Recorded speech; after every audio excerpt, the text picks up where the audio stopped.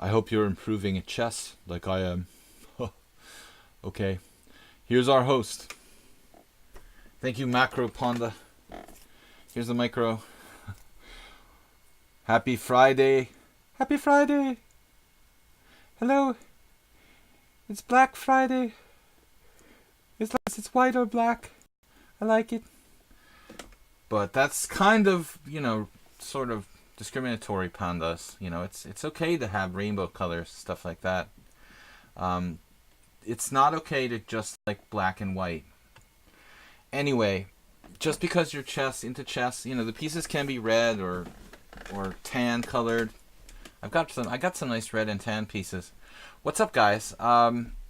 So we're streaming today. I want our European viewers to be in the house.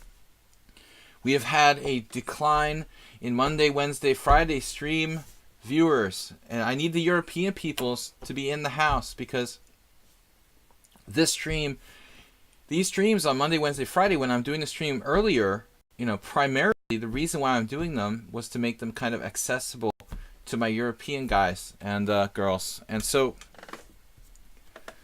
maybe we need to think about even moving the stream time. Like, would it make a difference if it was like 1 hour later or 2 hours later? I don't know. I wanna be flexible though. My stream time is kind of I've adapted to it now, but I'm gonna keep in mind the possibility of adjusting the Monday, Wednesday, Friday streams because it seems like this time is a little tricky. We're not getting as many viewers, and naturally the American peoples are at work in many cases for the stream time. But I was hoping the Europeans would carry the day. Nefedov's challenging me now to a little bit of 5+3 casual. That's our theme. Astrobait's here. I just spent 16,500 bits at the supermarket. That's what I said.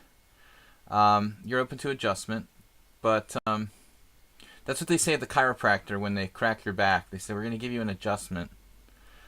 Hey, Europe's thrown off on account of World Chess Championship. Yeah, I mean, actually, it's going to be over soon, Fish Rat Cow, but to be honest, I think that's a major player in my bad numbers for Monday, Wednesday, Fridays. Most of these Monday, Wednesday, Fridays have corresponded with... am I telling the truth here? I don't know. But I think the World Chess Championship has affected my stream numbers. Because in some cases I'm streaming during the World Championship. Today is an off day, so it shouldn't be a problem. But I think that has contributed to it too. But it seems like the evening streams I do have been much higher numbers. So we'll see what happens moving forward. Today is Fast Friday. What did I call it? Yeah, Sladgie Fast Friday Blitz Open Challenges. That pretty much describes it on lichess.org. Yeah, I can always change and it's not set in stone. So Fish Rat Cow, Bait, JCS are here. Nefedov challenging me. I hope Nefedov is in the house. He's usually kind of quiet. Tim is here. He's in Europe. Nefedov is sort of in Europe. Consider that the big island called England, Europe. They want to do a Brexit. I don't think that's really cool. But should we still consider them Europeans? Are they even considered Europeans? I don't know about Brexit, Nefedov. How do you feel about that? Do you want to go on the record? So I'm going to take Nefedov's challenge here. Though he's been challenging for a while, and I'm afraid, like, usually when people challenge for a while and I don't accept them, then they're, like, off away in the bathroom or something. No, he's here. Okay, great. So let's check our lag before we get started. I was picking up quite a bit of lag, I guess, from my internet connection, but it looks like doable. All right, so we're playing 5+3 casual blitz. Everyone's welcome to challenge. You don't have to be a subscriber. This is like our open challenge, open mic night or day. Happy Thanksgiving, well, post-Thanksgiving. Let's try something different against Nefedov. What are we going to do? Let's go with Badea Bela here. What does Pavel do against the Greek? He needs a Karakhan. I don't think I've ever tried this against him. Google Mini is now on sale for $25 if anyone's interested. In other news, Amazon Alexa now works with Skype.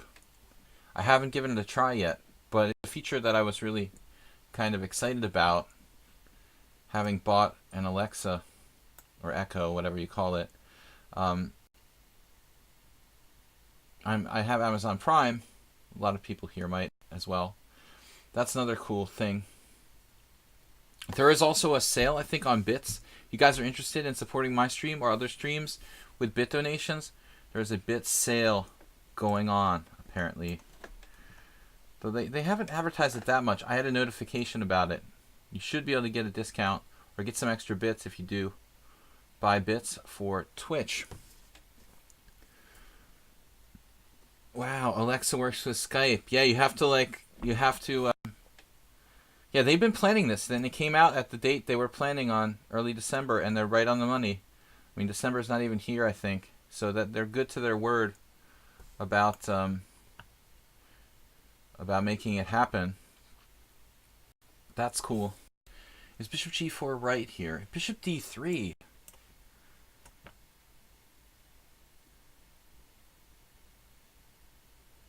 Even right. Alright. Pull the trigger. I feel like Nefedov has been here before. Right. Weird Wednesday. It's not Weird Wednesday, but it is weird. So what happens if I do that? If I play E6, he plays G4. Okay. You know what? We're going to play this. And I'm not afraid of you. And any nonsense that you may or may not have here. I jokingly told you guys, well, I was serious actually, but it's kind of funny. It's like a joke that I lost to Alexa in tic-tac-toe like last week, 2 weeks ago. That was kind of funny because my blindfold tic-tac-toe is extremely weak. It's really sad when you can play blindfold chess and your blindfold tic-tac-toe, you only have to remember like a couple of squares, basically 9 squares. I mean, come on now. So I don't know about this. We've got Nefedov in a technical position. So today's 5+3 casual challenges. Welcome to the stream, guys. Ian Rogers. I don't know if he's found a new lease on life with lichess or something. He's writing articles for the lichess blog now. Journeyman chess journalist, Grandmaster Ian Rogers. I guess I should play h4, huh? Or should I? Let's see.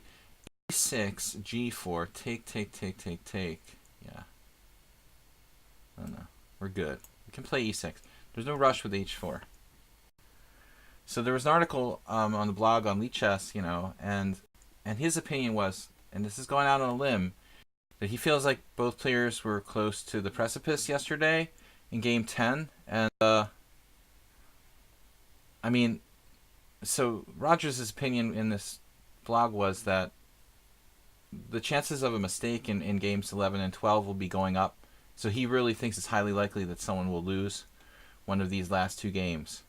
I wouldn't go that far to say that it's highly likely, but I think the chances are increased. I think it's still less than 50% that someone will win either game 11 or 12. But I would say he's right about the fact that it is a distinct possibility that someone will become tired and make a decisive mistake. But I'm really kind of, at this point, I don't feel like either side deserves to win the match. It's just too close. I'm waiting for the tiebreak. I think it should be decided by 1 minute chess, or at least 3 minute chess. I want it to be completely random at this point. So it's like absolutely a joke. Everybody says Magnus is tired. He's getting grumpy. He's like angry. So.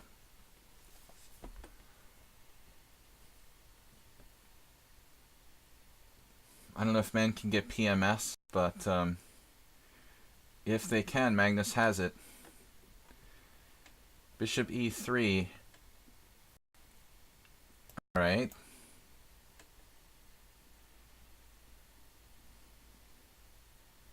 Nefedov is like a rock. The rock. The overextended rock. He's a little overextended. He's definitely extended, I don't know about overextend. He's close to overextended. So Dim makes the point that Magnus is an expressive guy. Okay, well that's true. He's probably far more expressive than Caruana. Caruana, definitely like kind of shy as far as publicly. Okay, what do we got here? White's a little bit pushed out there with those pawns, but I don't have anything concrete. I could check him. Always check. It might be mate, right? Probably can't hurt to throw in a check. If he just castles comfortably, he'd be a happy camper. Now we can play knight to c6. We get Nefedov in time pressure, you know, he starts to melt down typically.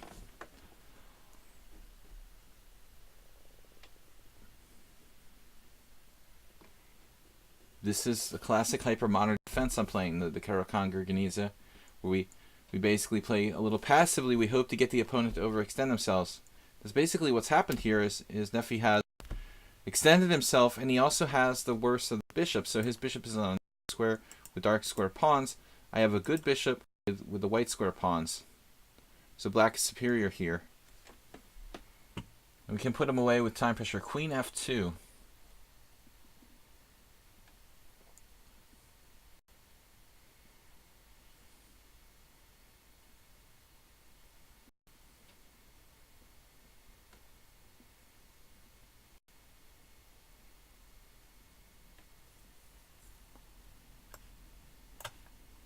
Alright, Mr. Nefedov.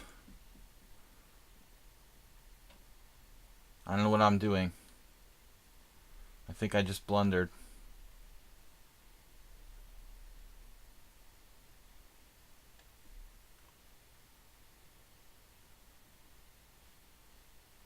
It's a very, very greedy approach by me. And it feels wrong. Probably just doesn't work, actually. Alright. So he moves his rook. If he moves his rook somewhere, I can take on d2. And if he takes the bishop, he drops his a2 pawn. It's my very deep idea. But he can take with the queen.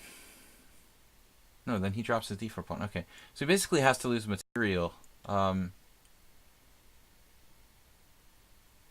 it's not that safe for me. It's not 100% safe around here. There are sharks in the waters. You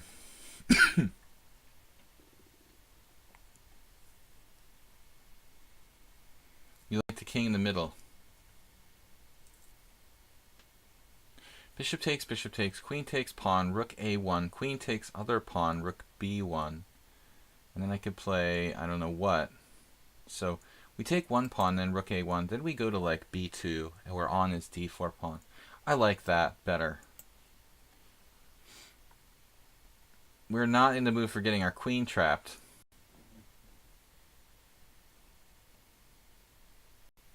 Feels a tad materialistic. I don't think that I did this the best way possible.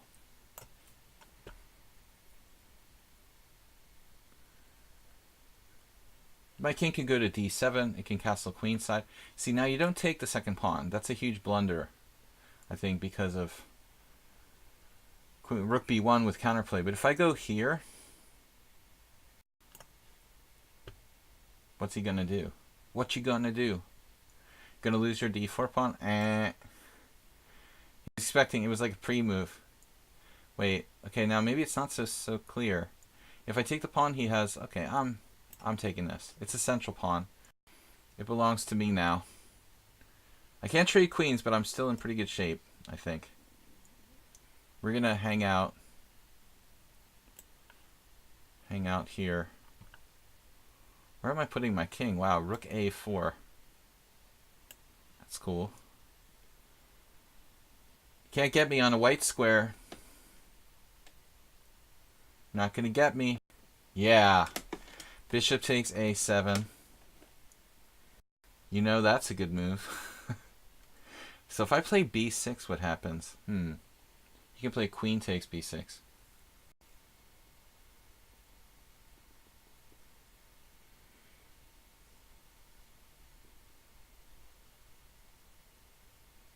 Oh no. E4.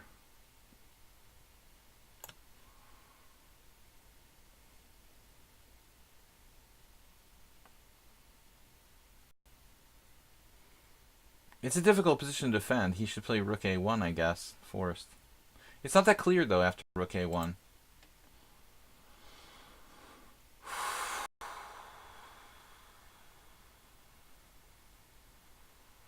Black is better, but not clearly winning. Okay, nephew. Thank you for the game. Seeing the Uncastle King gives you... Who is that? Who is that? The LM Paul Morphy. It gives you anxiety. Yeah, Paul, you know, you're old school. I understand.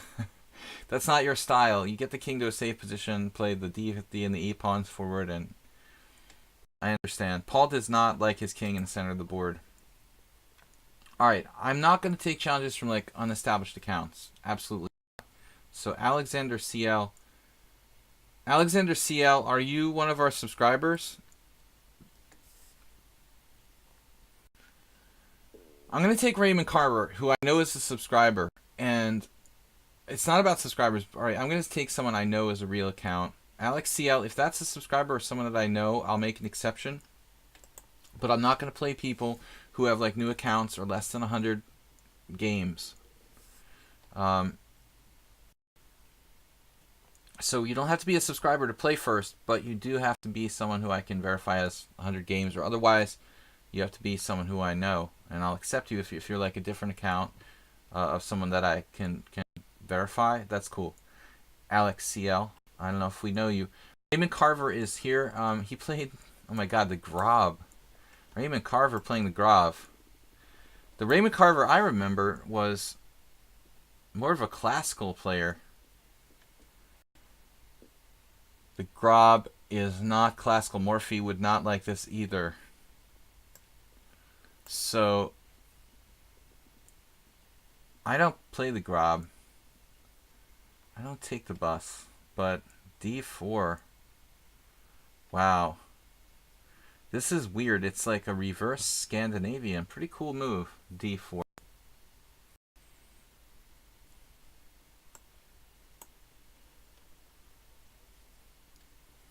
Energetic. An energetic attempt. I mean, G6 is typically played in the Scandinavian. In some lines. And, you know, you're doing it with G4 instead of G3, effectively. Like a reverse Scandinavian / Grob. I like it. I like it. I like to play knight h3 and then do a reverse Scandinavian with my knight coming to f4. It's a little bit different. Alex, yeah, well, you have a new account, and I'm trying to verify if that was you or not. You know, so of course I'll play you. But you have to let me know, sir. Alex CL, it's you. I will play you. Just jump in the challenge list. But I was just asking, could you have a new account if I don't play people with like less than 100 games? Unless I know who they are for sure. So I'm certainly gonna play you, but I didn't know it was you. So get back in the list. Get back in the queue, dude. Get back in the queue. Let's call it queue. All right, Queen D1. I don't know. You know, it feels like White ought to play more actively. Queen A4. Namely, Queen A4 or Queen D3. I feel like Queen D1 is kind of inconsistent with the G4 action. Having played the super aggressive G4, it feels like he should follow up. I don't even know if my D5 is good, but I think I have to do D5 pretty much. Originally, my plan was, I guess I don't have to. I mean, I could do knight G6. That was my original plan, actually. There is something said for that move. It just didn't occur to me. But I could play knight to G6. I feel like I'm moving the same pieces again and again. And I wanted to attack the G pawn. Well, he plays E3. And now, for our next trick, well, he did block this bishop now, so we'll play G6. Now he can get the knight H3 I was talking about. Not knight E2, but knight H3. Alex, if you're here, please join us. I guess he left. Like, angry and left? he's still here. Must not be listening to the stream. He must not have been listening to the stream. If he's left the building, Alex CL. All right, bishop e6, g5. That pawn is far from home on g5.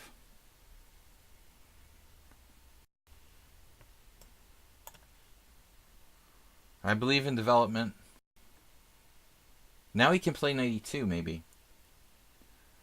I'm going to need more support. Ooh, bishop d2. Not what I expected. But let's continue with development, or do you want to go and try to break that pawn up with like h6? My favorite opening is white, the fried liver attack. Nah, I don't have a favorite. I play all different stuff, really.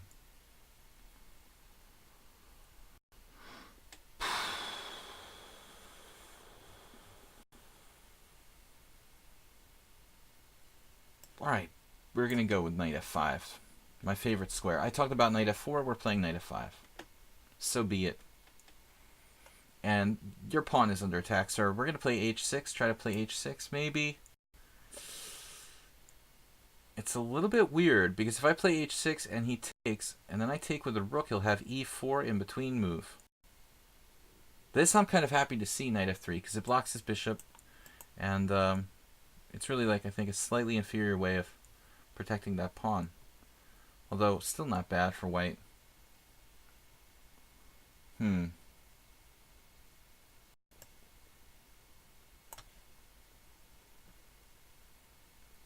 Again, I'm not castling.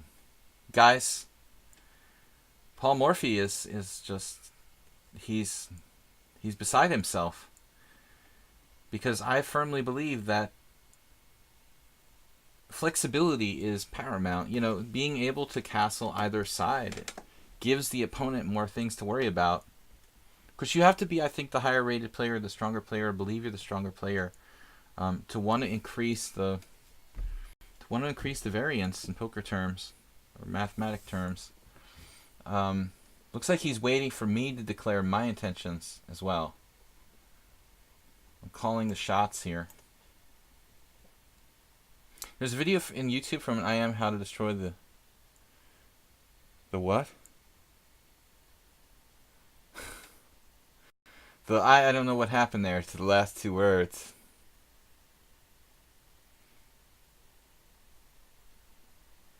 Alex, just send me the challenge again. I don't think Alex is here anymore. Lou, I thought Ellen Paul Murphy was Lou Barlow for a second. They look similar in fluorescent green. Alright, surprise, surprise. Raymond Carver castled long, which we expected. And we're fully developed. How about you? You're also pretty much fully developed. I like my position better than White's. Very slightly better coordinated. My knight on, like, look at the difference. Basically the same thing. I was thinking about queen before, man. You stole my idea. And I'm not happy with you for that. It's not nice to steal someone's ideas. But you didn't know that was my idea. Darn. So, what now? The funny tactic here, but it probably doesn't work. Like knight h4, queen g5, and I like try to win a piece back, but it has some holes in it. Proverbial Swiss cheese. So what do you want to do? What do you want to do? D4 probably not a really good idea at this point. You can do the copycat. No threat. I have no threat in this position whatsoever. I'm just friendly. Just trying to trade queens. Masturbates own defense. Now Alex like disappeared. Sakamoto challenged me to rated. I don't know how you say it. Shakomoto. Please re-challenge me to casual, because I'm only playing casual. You can be second. You can be the second game, but please change the challenge to casual. We lost our other challenge. Alright, Raymond Carver, just calmly, move a rook or something, please. Because I'm not threatening anything. Alright, I was threatening bishop takes c3, winning a piece. Now I'm threatening another trick. It's just trick after trick. Bishop takes c3. Pawn takes b4. Ironically, is okay for him. So, we've got nothing better than to go home. E.T. go home. Well, Raymond Carver doing a good job maintaining the balance here. Black is like microscopically better due to this pawn. Two factors. His pawn on g5 a little bit extended, and my pawn on d5 kind of a strength. So I think that we're... And also my knight's better placed than his.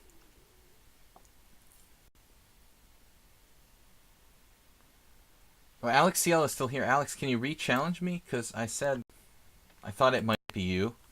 And if it's you, let me know. But I didn't know if it was you, so I had to decline your challenge. Alright. But re-challenge me, please. h4, a good move. Raymond Carver really hanging tough here. Coming with a counterplay with h5. What are we going to do? What you gonna do when I come for you? Go out here on a limb? The limb.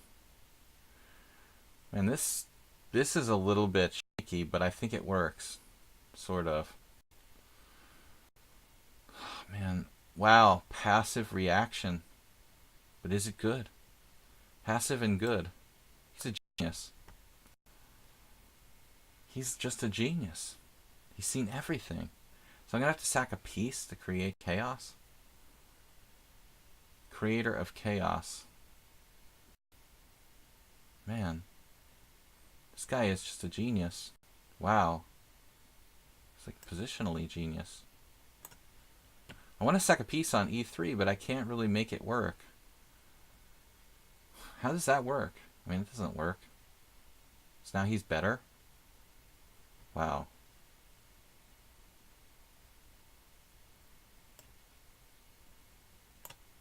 Now he's just better? Seriously? Why does white deserve to be better here? Amazing. He defended against all my threats. Now he's actually better.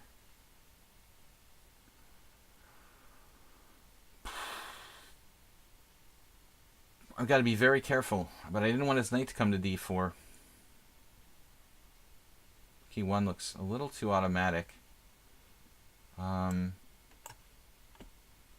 a great square for my knight, but I want to secure this pawn.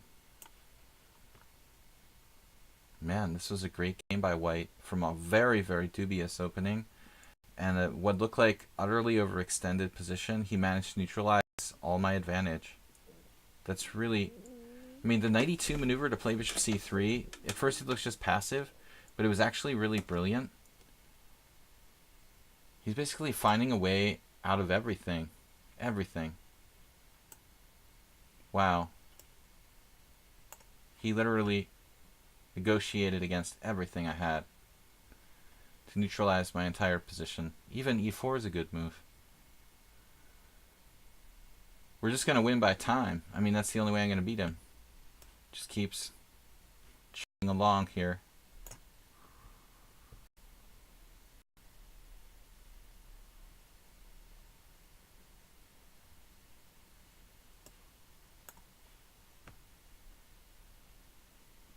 We've played 5 times before. I don't think we ever had a game this close.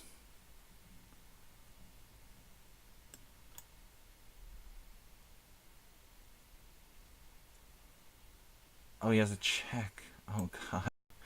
Nice save there. He dropped a piece, finally. Wow. I mean, he just played me like neck and neck until the very end here when he basically ran out of time.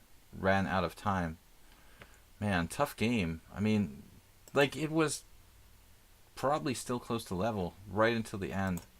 After this knight takes d5 here.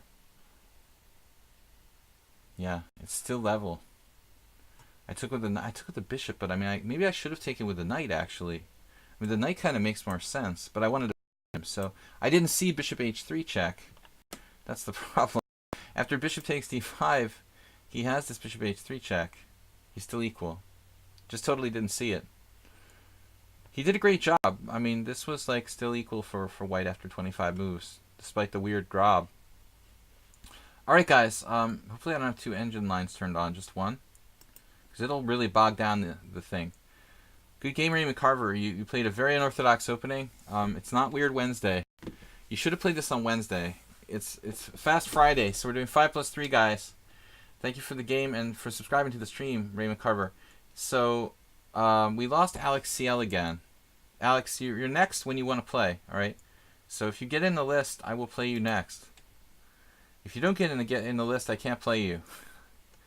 Alright, how's our turnout today? So Monday, Wednesdays, and Fridays have been kind of slow, but we've got 35 viewers now.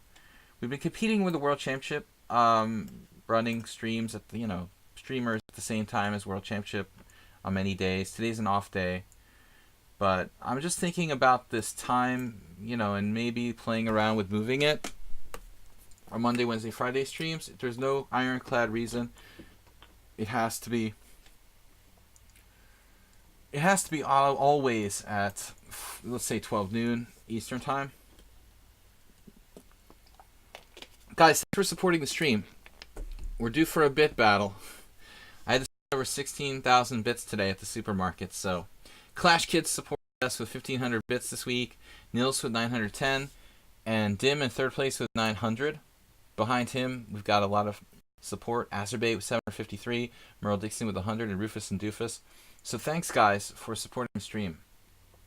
Alright, this guy's pretty tough. Even though I've beat him 6 out of 6, the one thing I do remember is that it's always been kind of a struggle, and he's a very solid player. So, Bishop A4, B5. B5 not a solid move. It's a risky move, I would say.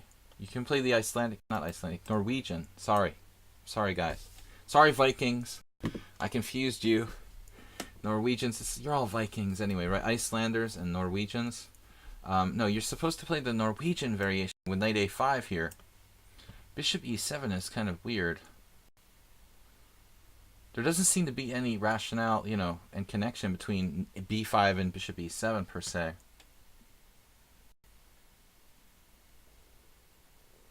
Bits are approximately, close to cents, right? For some reason I do the best when I play the Grob again. I didn't realize you played the Grob against me before, Raymond Carver. I had no recollection of that at all, actually. Okay, I'm wasting too much time here, but I'm just stunned by the strange move Bishop E7. Should I play Bishop D5? Bishop D5, it looks kind of stupid. If it looks stupid, it probably is stupid. Let's do it, whatever. Let's do something. Feels wrong. You're 0-2 on Grobs? The final determination, well, if you go by results, maybe. But your game was fine. That was weird. I thought I was better on several different levels. And next thing I know, you completely neutralized everything. I guess I really wimped out when I played Queen B4, to trade queens. But I was upset when you played Queen B5 and you stole my idea. I should have played it myself like a move earlier, before you had a chance to do it. It would have really changed the course of chess history, Raymond Carver. So I have to read some Raymond Carver. He's an author. I never read his stuff. I know, like, Stephen King, for example, recommends him. So knight f6, bishop takes, knight. And we're going to play this. We can actually take on e5, but that looks kind of risky because knight takes e5, queen d4. Knight takes c6, queen takes e4, check. Whoops. No, we don't want to take there. We're just going to play a kind of exchange variation. So he's a great short story writer. I like short stories. Shorter the better. I don't have the attention. I have attention deficit problems. No, I'm just kidding. I am a chess player. Greek Ace says, I'm not a GM, but I have 1900 rapid on lichess. Alright, so bishop g4. Well, the thing is, I mean, what are you going to do? If I play h3, you're going to be pretty much implicated. You're going to have to take. I mean, bishop h5, g4, knight takes e5. is going to be unsound for black. So he's got to trade his good b for my knight here, and this should be a pretty classic kind of advantage to white with pawn structure, and the fact that his white square bishop is gone is good for me. We had a donation from actually 5 bits from Raymond Carver there. All right. Paul Morphy was here earlier. Sounds funny to say that. But he didn't like me. Paul didn't like me leaving my king in the center too long. I don't really see a future for me castling queenside here.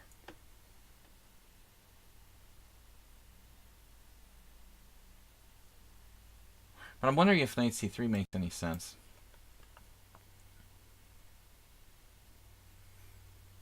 Eddie Barber just subscribed. Okay, we hadn't seen Eddie in a while, but he has been a continuous subscriber. Eddie's subscribed for 3 months in a row.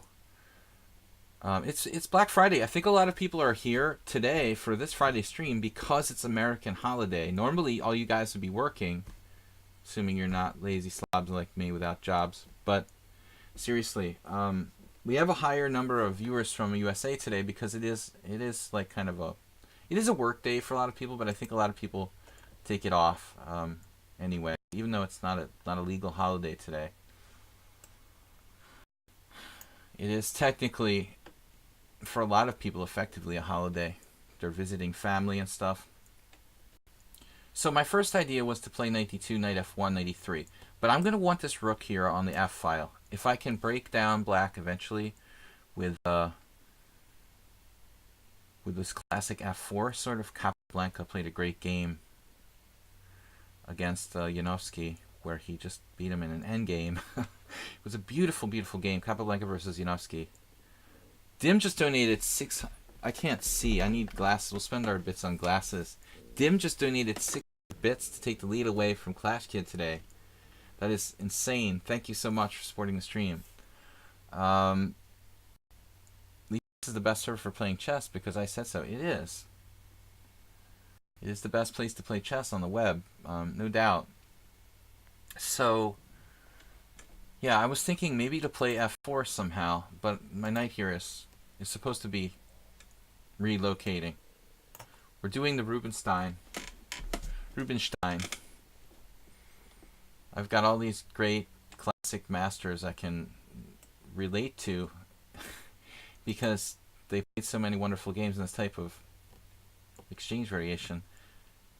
Capablanca with the game against Janowski, where he plays f4 and he breaks, and the structure is just very favorable for white.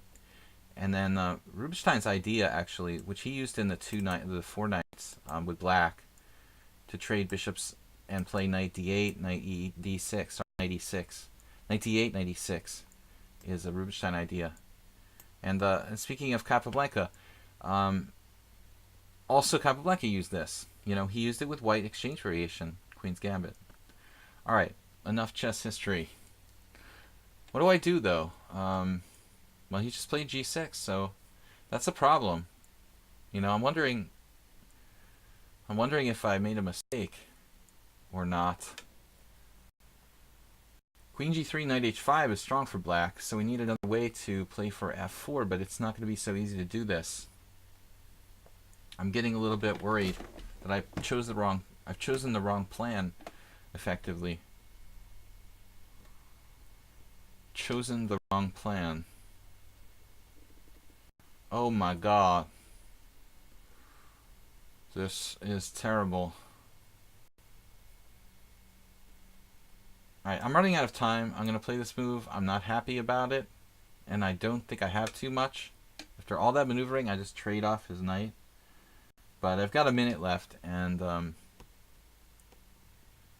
I couldn't think of a better plan. There could be something to this, though. There is something to this. Hopefully.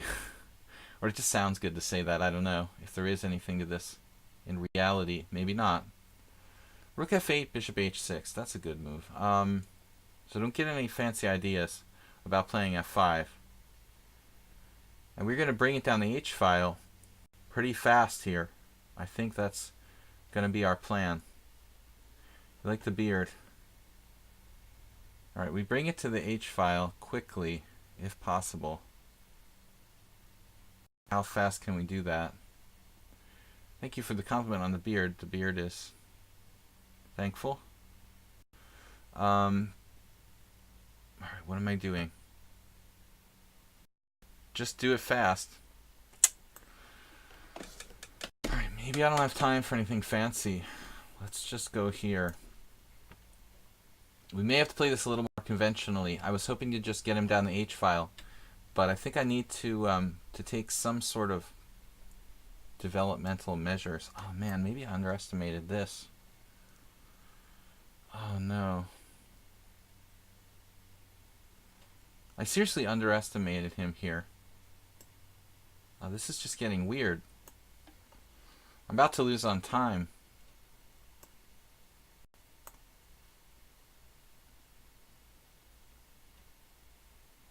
Now I'm not even better.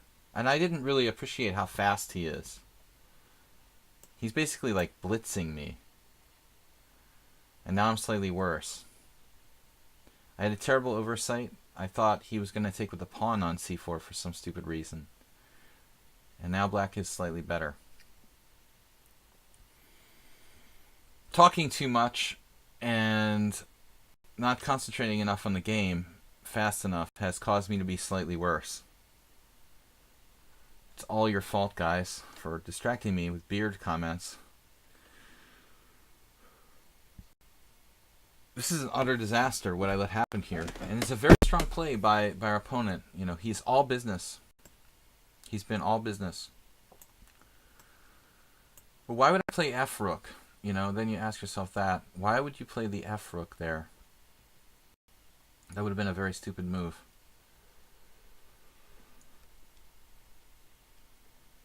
Classical play by black with the c5, c4 undoubling the pawns in Lopez exchange variation territory. We're just going to have to play another... We're not playing impressive chess today. We're just like getting in time pressure, being equal, and then having to flag people. When the going gets tough, we say in English, the tough get going, right? That's my motto. Queen c6, what's that about? I think he's trying to like stop me from playing my original plan. Oh, this move is atrocious. Atrocious.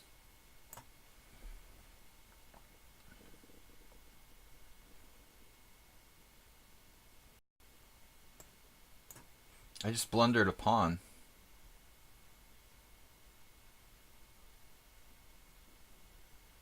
Maybe not.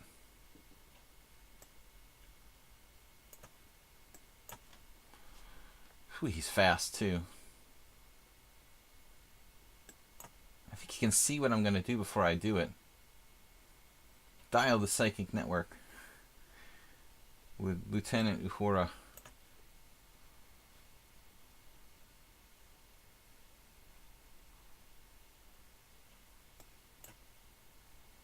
How do I get over there?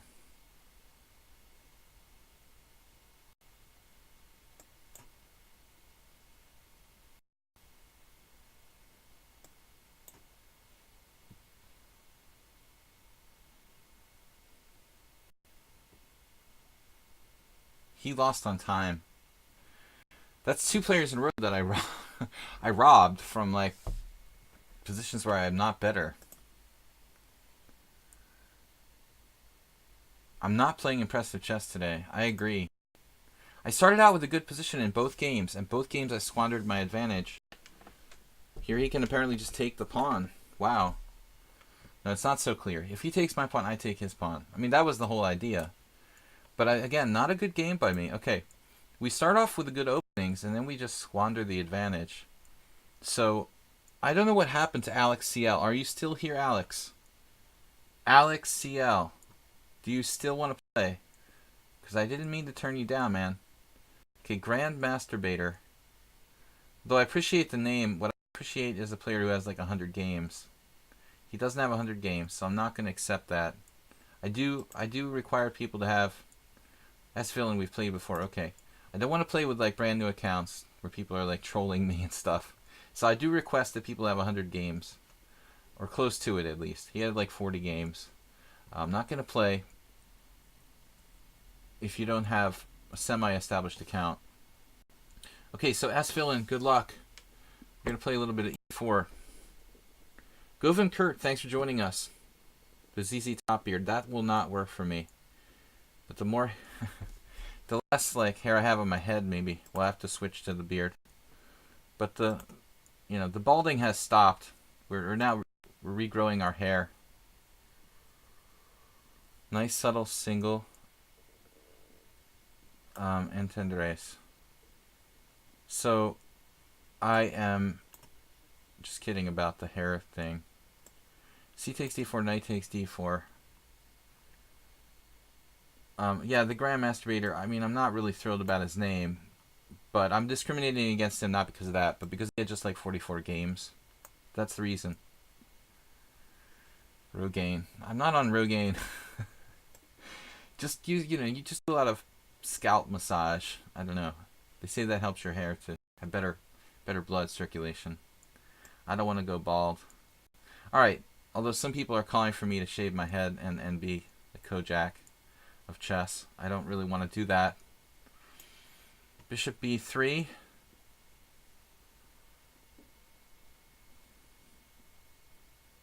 We haven't seen S-Villain in a long time, so it's good to have some of these European players. I was just thinking we need the European players show up. Okay, so Najdorf, Sozin, kind of main line, if you like, with B5. Bishop B7. Okay, now this move isn't played by everybody.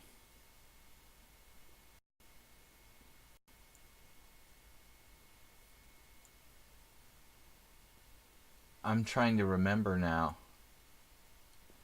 I haven't played a lot of Sozins lately, but I think we should just go postal. Maybe I did this against Hungarian IM and lost. Farkas Tibor. 2 years ago I lost against him. Maybe it was 3 years ago now. I can't remember. There was a game where I sacked my e-pawn, and normally I've gotten really good play by sacrificing the e4 pawn in such positions, but against Tibor I came up short, and I just lost this game in the Hungarian Team Championship against an opponent I had never really had a lot of trouble against before. He just basically played great. Yeah, Queen F3. So, yeah, but he's in this position after B5.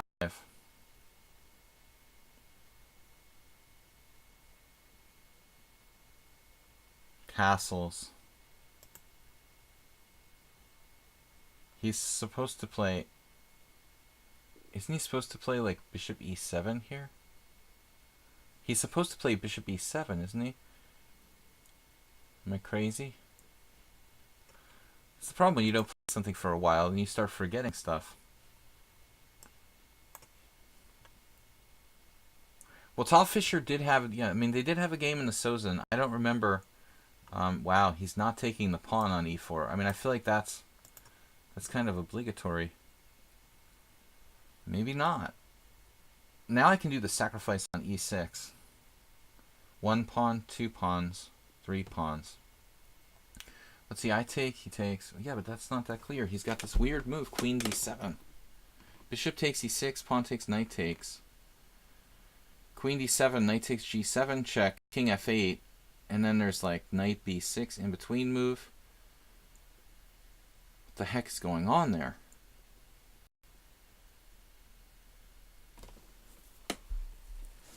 This is definitely not a theoretical position.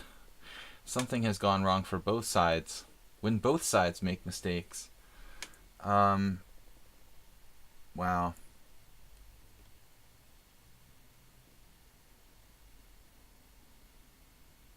Yeah, I mean, what am I thinking? I just don't know. Knight takes G7 check and what? Knight B6, he can play queen anywhere.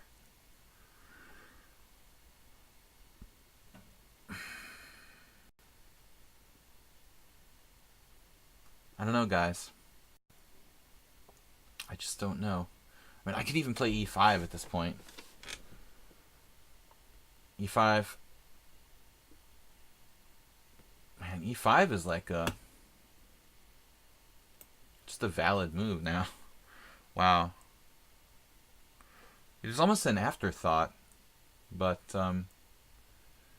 it is played in some of these Sozin positions.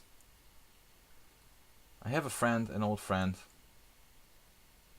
He's a big-time Sozin player, and he had some great games. You know, Rook f7 is definitely a move that can be played in some positions. If he takes knight d7, I might be able to sack on f7.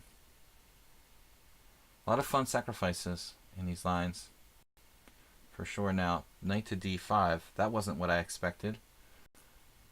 So,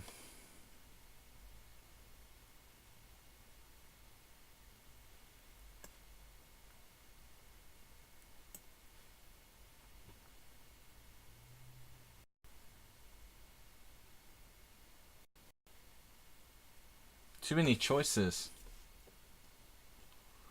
Well, someone suggested knight f5. Man, a move that didn't even occur to me. Yeah, of course you could play knight f5 there. The downside of knight f5, I guess, is that it's not a developing move. I guess black could just castle and give up his dark square bishop and just try to play. But a good thinking. I mean, that's definitely a move. No, but I mean, I think he missed the boat. Like, when he didn't take on e4, the thing is, I think he really has to take the pawn on e4. I'm not sure that my pawn sacrifice is valid. I feel like I was the first one to make a mistake, probably. Now, alright. Now I can take on e6, and that looks like a really strong sacrifice. For sure. For real. This sacrifice is for real. I mean, this has got to be for real. Come on.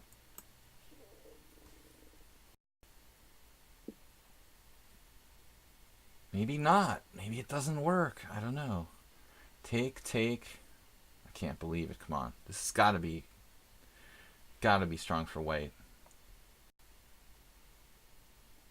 Bishop b7 is pretty unusual, right?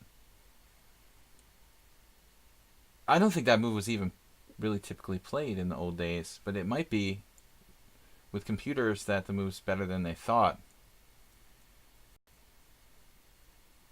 But again, I haven't looked at this in forever, and my knowledge is getting cobwebs in the variations that I used to know a little bit better. But here, this is looking promising. Somebody's king is not safe. My king is alright. He's alright. She's alright. Whatever. You want to call it a male king. I guess kings are male. Generally. It's alright. My king on g1. What's up, guys? Thanks for joining me for my chess stream. It's Fast Friday. We're just playing blitz with the first challengers we get. Everyone who has an established rating of close to 100 games on lichess, I'll accept their challenges. 5+3 casual. The unwritten rules of my stream. Casual. Approximately 100 games or more, contributing to a established rating. And then I'll just accept your challenge. That's all you have to do. You don't have to be a subscriber to play today first. Someone said queen d7 scares me. Wait. Oh, queen d7 scares you. Queen d7 scares me too, now that you mention it. I might be able to do f5. Don't even ask me what's happening, JCS, after queen d7, f5. I'm sure that it's good for white, I just don't know how.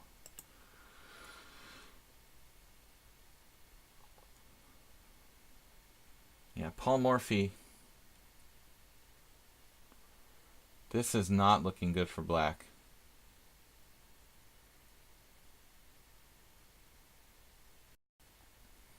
What would Asterbate do?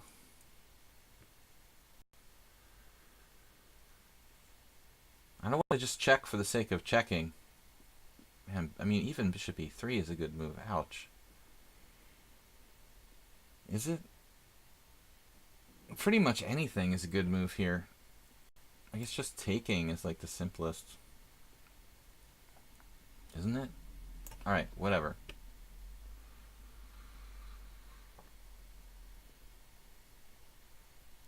World Loser, what's up?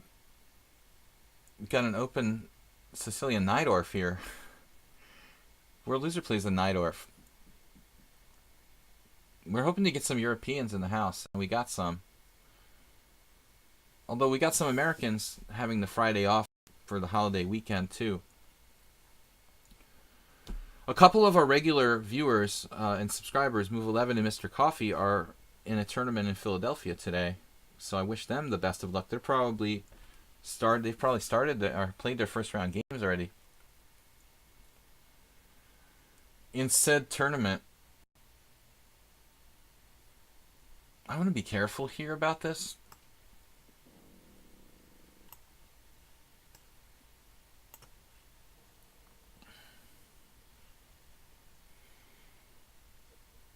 Shake and bake. It's the spirit in the spirit of Thanksgiving. Shake and bake is called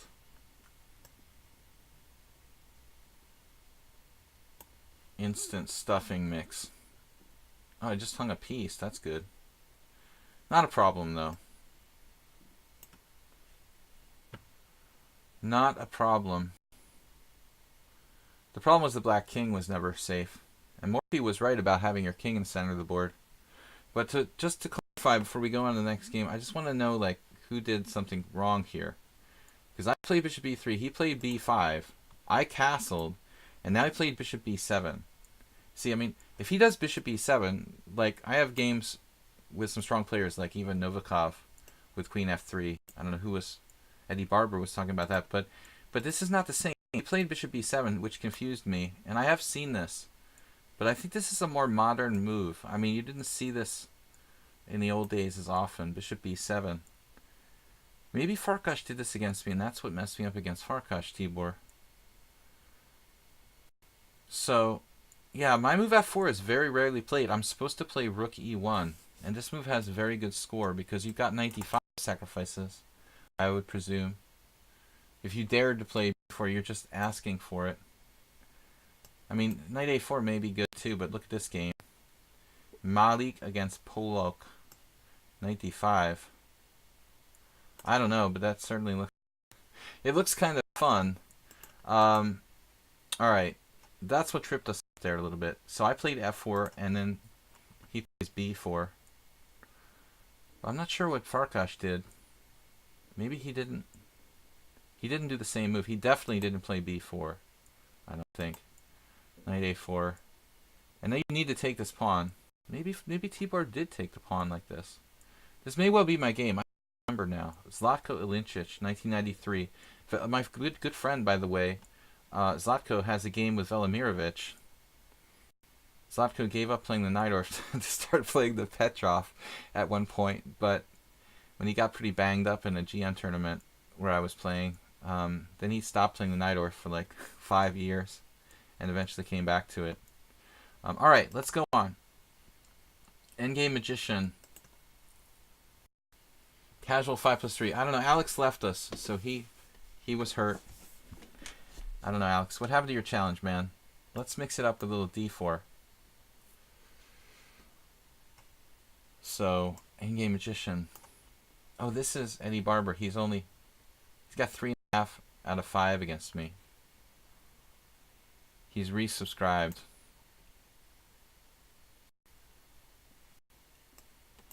Plays the Benoni. See if he can increase his score. What are we going to do? Against the Benoni. Something different. Last time I played 3. But I also played this.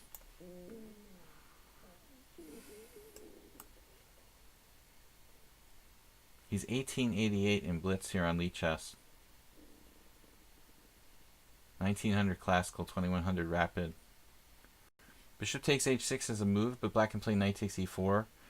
queen h4 check.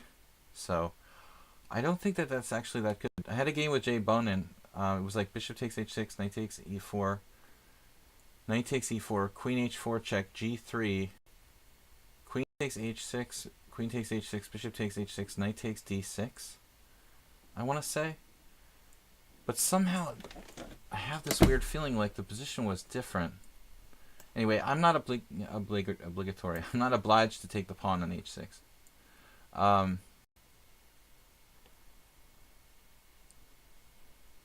19-0. Okay, generally we want to allow b5.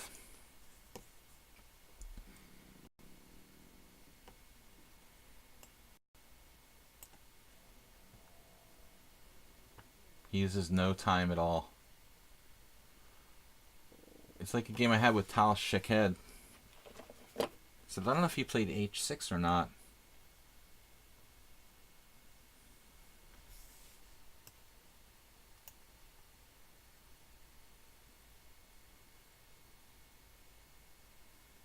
I don't know, but it's somebody who's 3.5, 1.5 against me.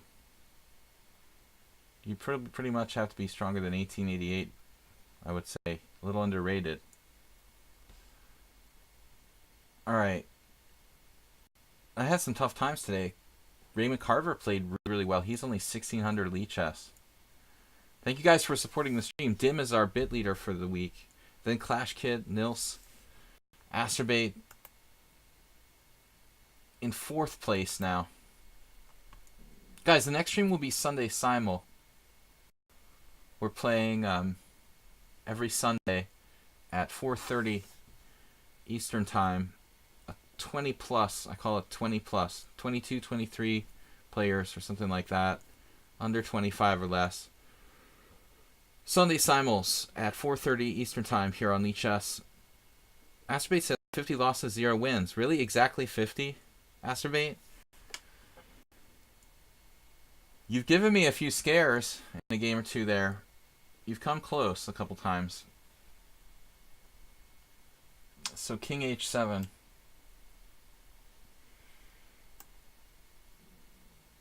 I think I prefer h5 to king h7. Now he can play, essentially play for b5.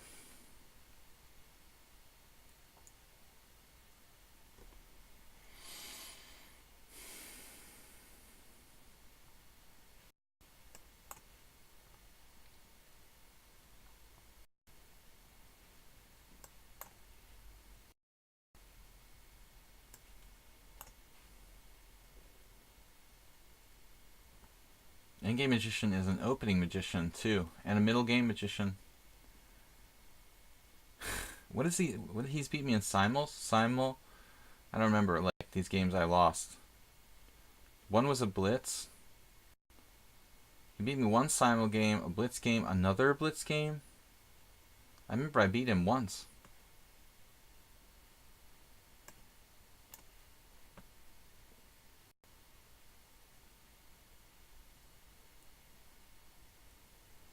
Percy Hepworth is here?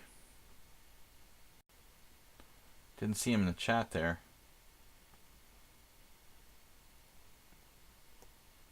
Maybe f4? And f4 is sort of risky. I don't know if I want to do that actually.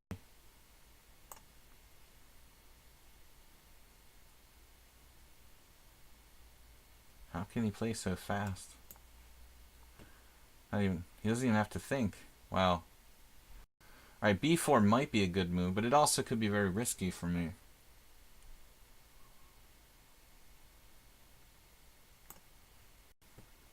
Let's try it. This knight can bounce back here to protect.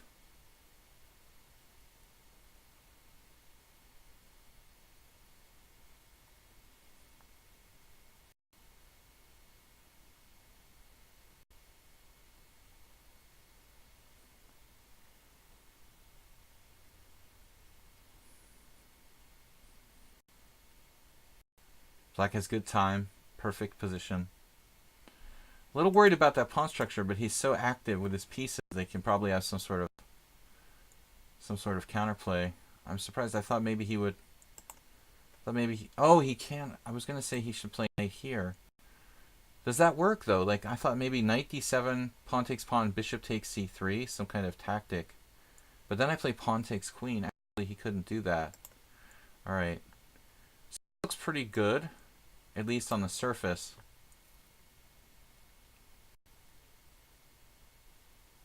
It looks good on the surface. We have a good strong pawn center, but it's still very dynamic and imbalanced. Knight a4 trying to win a pawn. Pawn the... I guess we go for it here. If I play knight f3 move order... What? Well, if I play knight f3 move order, I can't play this system, which is one of my biggest problems. That's why I can't play the... I use the knight f3 move order often, and I can't play the same against the King's Indian. If my knight's on f3, obviously. So I kind of mix it up, and this is just one of several lines I play against the Benoni King's Indian.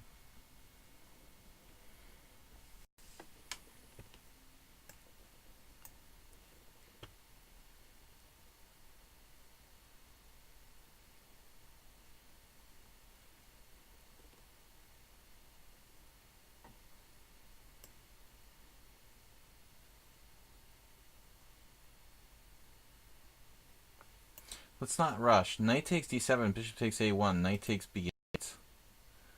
Bishop moves away. What's happening there? I take a piece, he takes a rook. I take a rook, he moves away. Now I have to save my knight, but I have an extra knight. That's weird. I feel like I'm missing something here. This is so strange. I feel like I'm miscalculating something blatantly.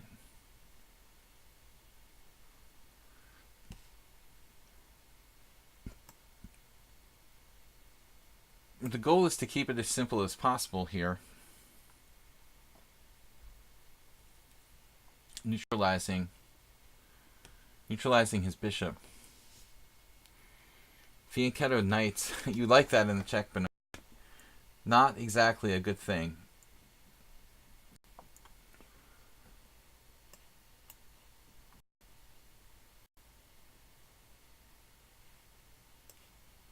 Okay, trading queens really, I feel like, is to my benefit.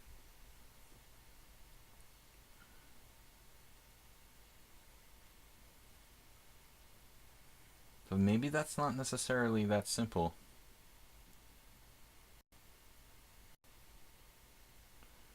The C file is relevant here.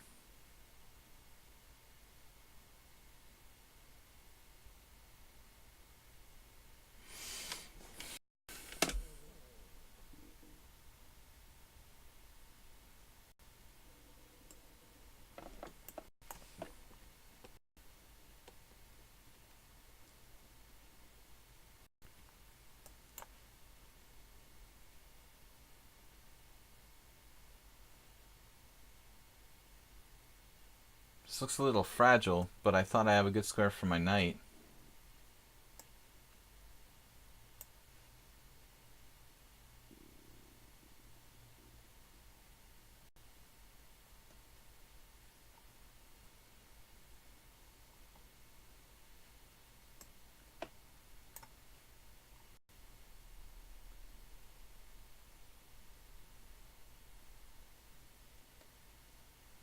My knight is very, very strong. I have an extra pawn, which is also very strong.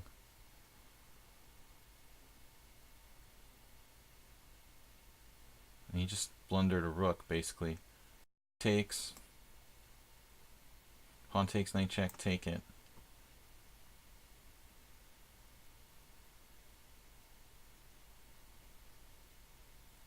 But I don't think that, this was that clear. If he doesn't blunder here, it's not that easy for white to win. I mean, maybe this is an easy win on for a computer, but the computer gives me plus 1.8 advantage. I don't think it's that simple. He has a fair amount of counterplay there. Alright, so there's this player, Vampire Princess. 98 games. Alright, let's try this. Challenge to a game. It's already challenging me. Alright, we'll try. So this player is 1320. 1320 in blitz, 1200 in bullet. Alright, let's try our usual knight f3.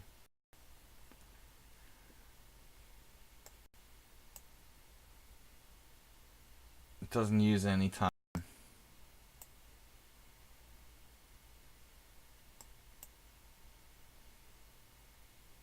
I guess they just played the same. Yeah, don't know why you want to play me if you just play the same moves every game. Alright, now let's see. d4. Maybe queen c2. Actually, that's kind of a trap. Maybe I should play e4 here. It actually pre-moved. I don't understand what black's trying to prove here. A 1300 who can make all of their moves perfectly and instantly. It's very strange. Alright, whatever. I shouldn't have accepted this challenge, probably. Right.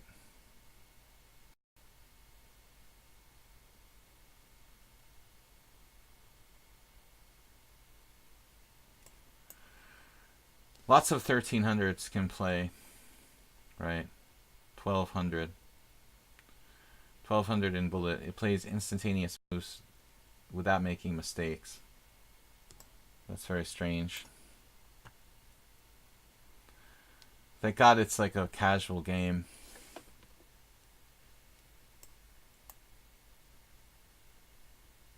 Unfortunately, a waste of time that I should play someone. If they're like using assistance or something. I don't know how anyone could be 1200 and make instantaneous moves. That's very strange. That's impossible. I never saw a 1200 who could just make instantaneous moves. That's weird. I guess they exist. Alright.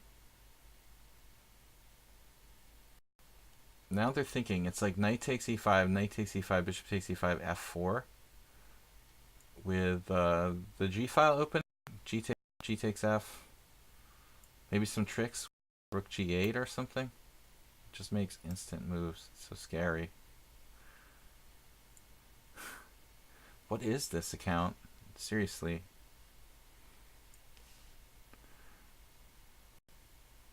I mean, nobody's 1200 who can play like this. Using the engine takes some time. I don't know, but I'm waiting for like some kind of combination to hit. G takes f, rook g8, or some sort of tricky intermezzo. Maybe I can try. I have the feeling I played this account before and there was something strange about it, but it doesn't show that I've played this before, so maybe they created a new account just to troll me. It's a fairly new account, right? 1200, 181 games, 1298 games. Anyway, guys, yeah, this is looking suspicious. Alright, let's try king g2, I guess. h2. It seems weird to go there, though. Maybe queen f3 ought to be considered.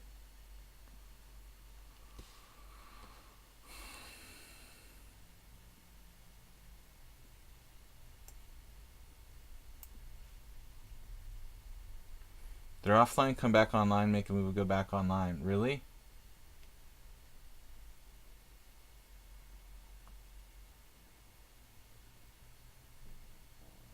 I mean, I could just abort the game if it's like a player who's cheating. I can't really tell. I mean, so far it seems like they're playing a little strangely, but the speed of play is strange, and I don't know. I mean, if you could move that fast and make logical moves would be like 1500, I would assume, easily.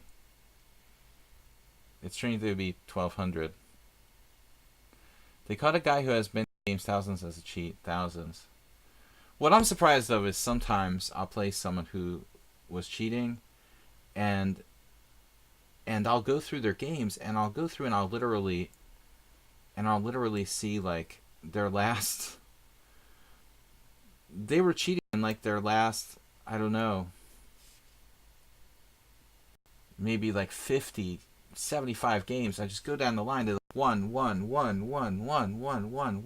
you know, like won every single game they played, and nobody in their opponents like thought to stop and report them for cheating, because they would have been flagged immediately. So it's amazing how long people can go, you know. Now black just drops a piece. Weird. They were playing like interesting chess until this one move blunder. But you'll see these players who play perfectly in like really literally 50, 75 games in a row, and they win every single game they played. And no one stopped to question it or report them.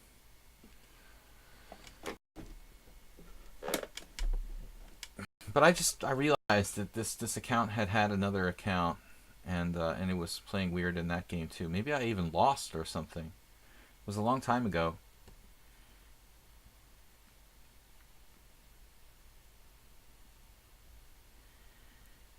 I mean, I can lose this game like right now in this position with the move e5.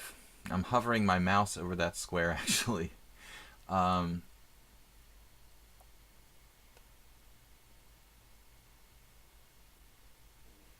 I feel like sacking the exchange for threats, and also to deny them of counterplay.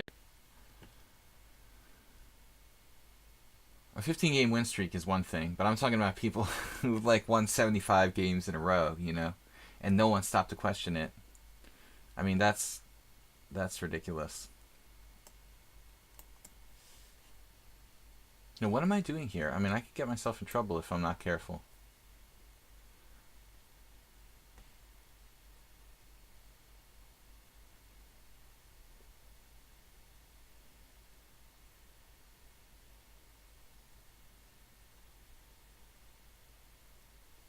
Feels like there should be a mate. I guess there is none.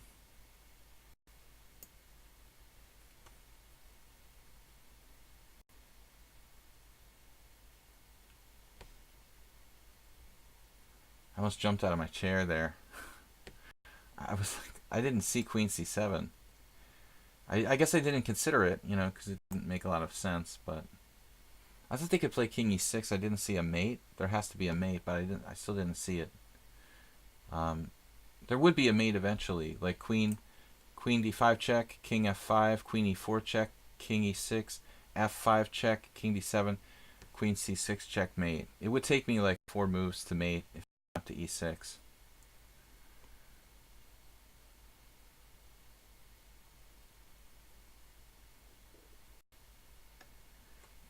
Yeah, this is the theme that I was talking about.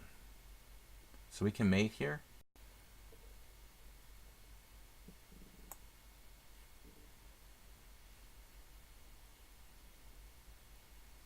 This time it's F5 mate. Always mate with the lowest form of material. Black has a strange style. Very strange style. Alright. Percy Hepworth and World Loser are up next. Guys, I have about the best part of an hour left for games. We have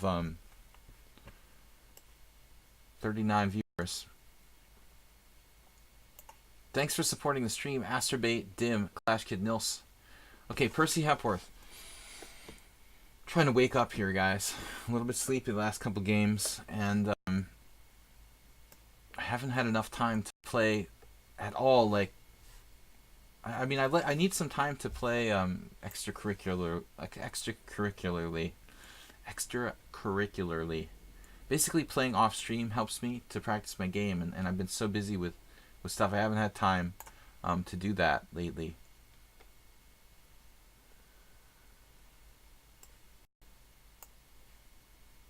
They didn't feel like creating a new account, so they backed off. Is that what you're saying, JCS? Okay, he just takes on e4,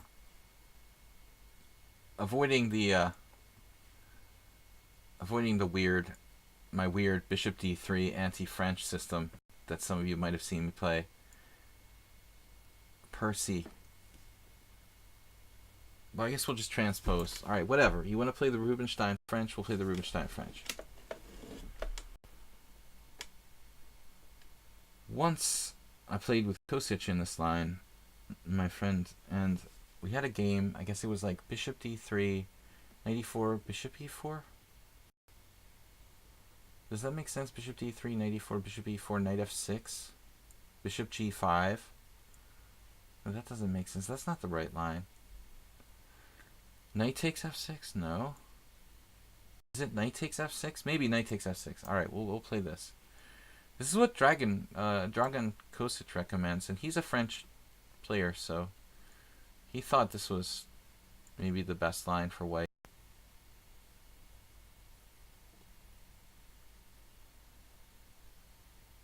Guys, don't forget to simul on Sunday. We'll play up to probably up to about 25 players. Maybe we'll make it 25 just to test me a little bit more. Usually I do 22, 23 players. Okay, so usually I see h6, and Percy Hepworth played c5 here. Fortunately, I don't know the theory well enough.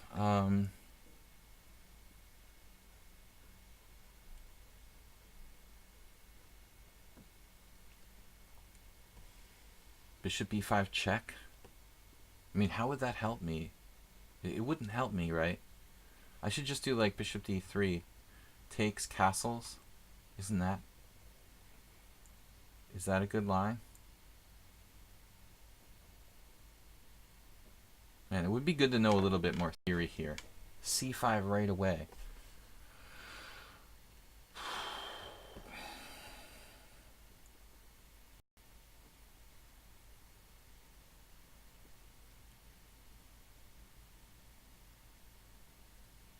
Mr. Coffee would like this. I think he plays this with black.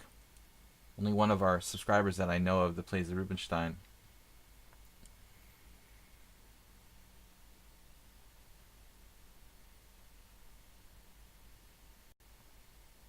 Eddie Barber's talking about c3. Well, I can still play c3, but that's not the same position he's talking about.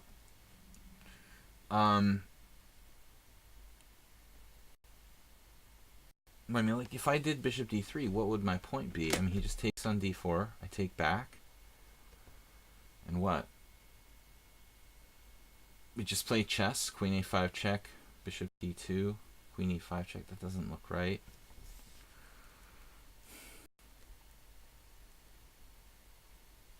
I mean, I know I can take on c5 and stuff like that. I mean, that's probably like a normal line. Whatever. I don't know. This is probably giving black equality, though. I don't know. I don't really play e4 much in tournament chess. And I haven't played much e4 in the last 20 years. And I tend to not be well enough theoretically versed in these e4 openings. Queen a5 check. Okay. I'm actually happy to see that move. That has the feeling of a move that's probably like not quite as good as queen takes queen or something. Or even bishop takes c5. Usually bringing the queen out is some kind of like minor mistake. Something artificial about the queen being placed on c5. In other words.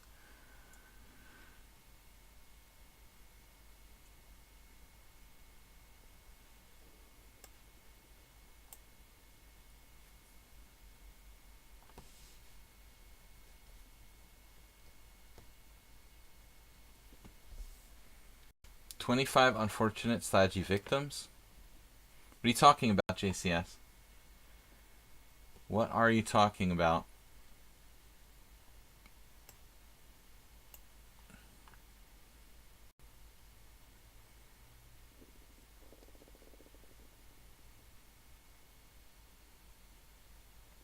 Check in queen h4. No.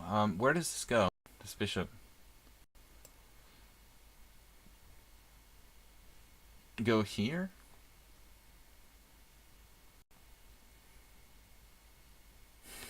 Bishop f4 also. Nothing wrong with bishop f4. Except for the fact that it loses a piece. No, it's alright. Whatever. I don't know where to put my bishop. I honestly don't know where to put it. I'm running out of time. But it looks okay so far. I can only think in terms of generalities. Generali. It's an insurance company. F2. No. You're not allowed. He's playing Kosic, Dragon. This is like Velimirovich versus Kosic in a Russian accent. Okay, knight e5. He wants to play. He wants to play like bishop b5 now. Seriously? a6.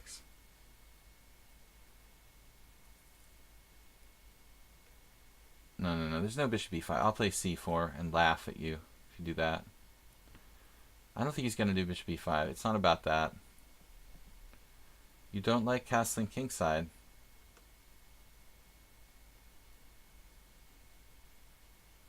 Rook ae1, king h1, and then where's he going to castle? He's not going to castle queenside.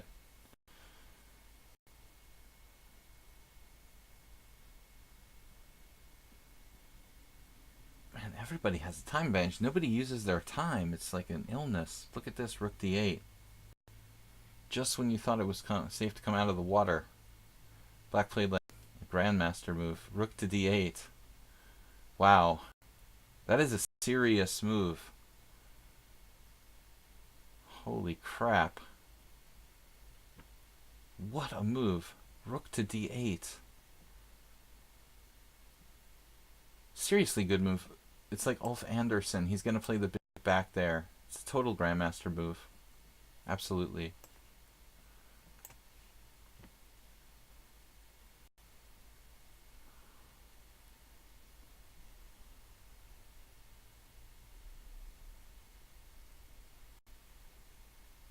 That's a absolutely. I bet that move's like in the opening Explorer #1 or something. Coming back. We're going to g3. Tough decision, actually. It's a very tough decision where to put this bishop.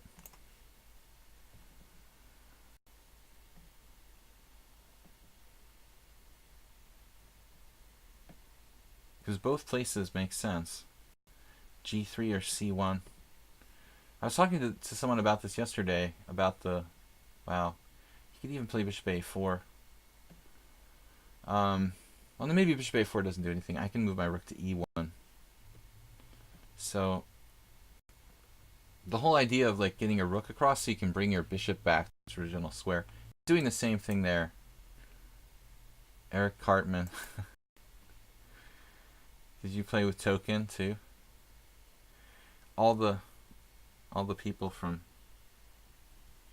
the cartoon.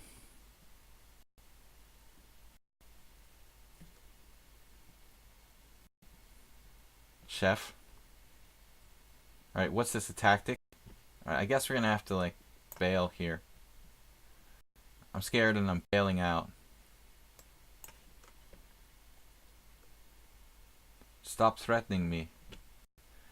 I'm ready to play f4, f5 and open it up.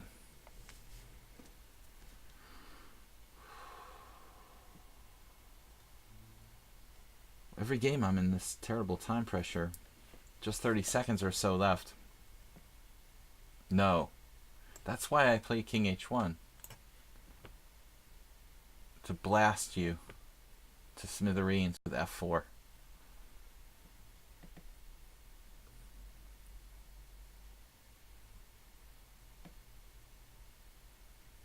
And f5 is obviously very tempting.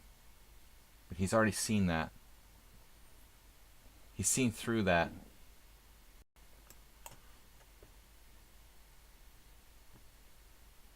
Sure how good this is. He's gonna play c4, b4, but then I surrender a lot of squares. Wow. Queen c7, not what I expected. He's so fast. 1692. Wow. But I suspect he has another account or something. He only has 26 games. Where's your other account, Percy Hepworth? Bishop takes c3. Whoa. Oh my god. Oh my god.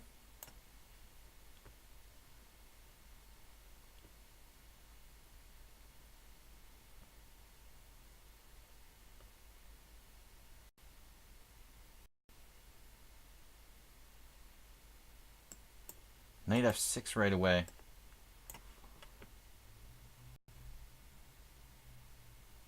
Dude, check him out how fast he is. With the combinations and everything.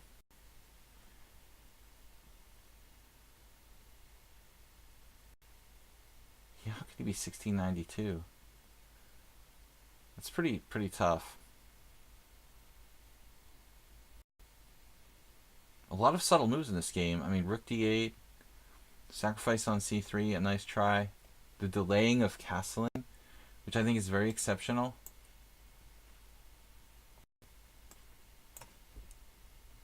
And he's trapped in the center.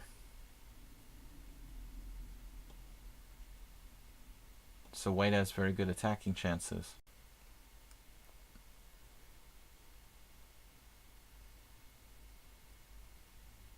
Oh no. No.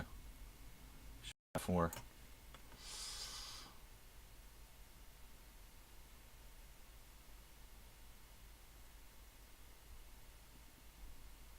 Still, it's not over yet. Man. He's got more defense. Look at that calm move he played.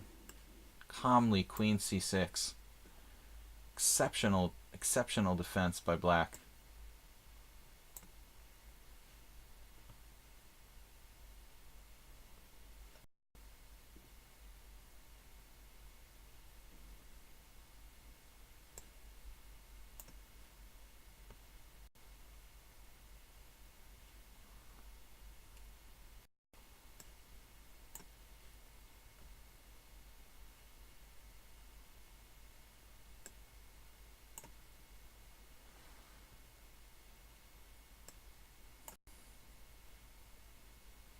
How would it be 1600?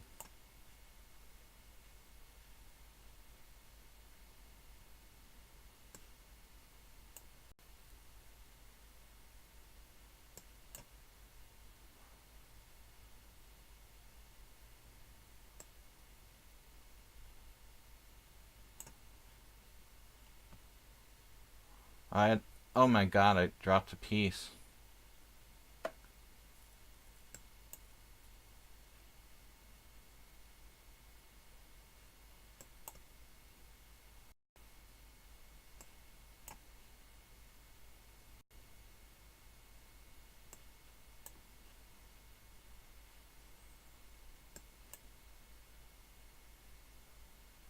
I mean, I don't know how many accounts he has, but there's no way he's like 1600 in blitz. And that was a great game. I mean, I'm lucky I dropped a piece and still like checkmated him, but Percy Hepworth, much stronger than your rating there. All right, man, that was close. All right, now we have a really tough opponent, world loser, who I know from experience is very fast and really strong, 2100.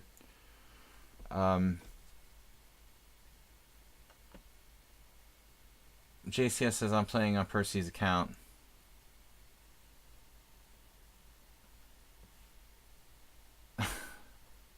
Alright, D4. World Loser, good luck. World Loser was our moderator for a while. Some of you newer guys might not know that. For quite a while. I think busy doing stuff outside of chess, probably. Alright, so World Loser, what did we do last time when we played? I tried to play this against you. Nice game, should have won. Should have won there at the end. I dropped a piece, trying to move quickly. But you defended really well. I mean, it's hard to play the black side of the Rubinstein French and play those kind of positions, you know? And you played really, really well. I think that's an extremely difficult opening to play for black. And it's certainly, you know, you need a lot of experience to defend those lines. You're always on the defense. Need lots and lots of practice. Okay, so here's a weird move from World Loser now. B3.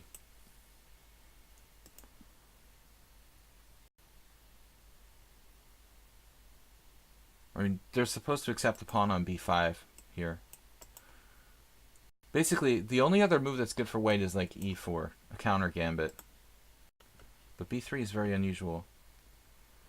I guess it's not a terrible move for white. And we have had a few games along these lines before, I think. He wants to fianchetto his bishop. I guess this is not so bad. Not so bad for white. Well, he's not winning a pawn. I'm not sure this exchange is even good for me, but just for the sake of moving quickly. It looks like one of Astorbate's. It's much like one of Astorbate's check Benoni's, where white plays D takes E6 and the check Benoni E5. It's basically the same thing, I guess. So World Loser just gets out of theory, but his play is, you know, his position is still about equal. I don't think that white is necessarily worse here.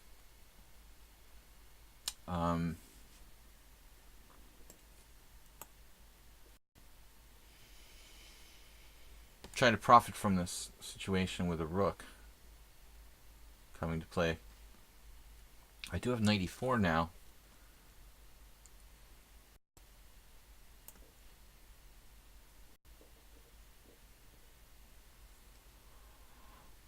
Bishop Hunter. Abraham Lincoln, Bishop Hunter. It looks like a ready for black or something. Exactly. Yeah, something like that. Take back. Reti. Reti Ricard. So we can play takes. Grab that dark square bishop. And now... what now? We need to develop, probably. I could play queen a5, but you gotta ask yourself, after queen e2, what is the point, right? Queen a5, well, he has other moves, but I think he has to play queen d2. Queen a5, queen d2. I'm just putting my queen on a5, you know? That's not good. When in doubt, develop. Both sides castle. Now, World Loser will have queen c2-ish type of ideas. See.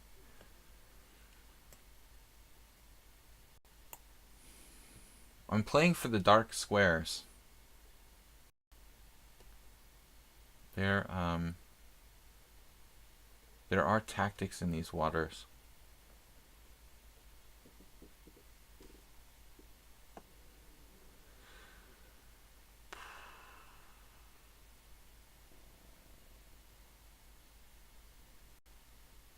He's used no time. He's used no time. And he has a 2-minute time advantage. He has a habit of not using his time, which has actually cost him a lot in the past. But okay, here I have to be very careful. Maybe I have to play this. Actually defend myself. Defend myself against threats from above. Because I'm scared. I mean, if I castled, he has CD, ED, knight takes d5, queen takes d5, bishop takes h7 check, winning a queen. So there was a problem with defending d5 pawn, and if I played d4, I create big holes in my position. So I'm just trying to overprotect my d5 point.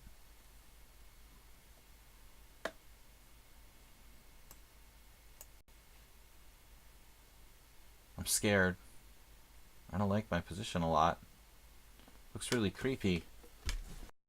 He's basically playing pawn structure chess. But actually, I was thinking of World Loser as more of a tactical player. He's not bad positionally, but I feel like he plays for complications usually. And this game feels like he's playing more simple style chess.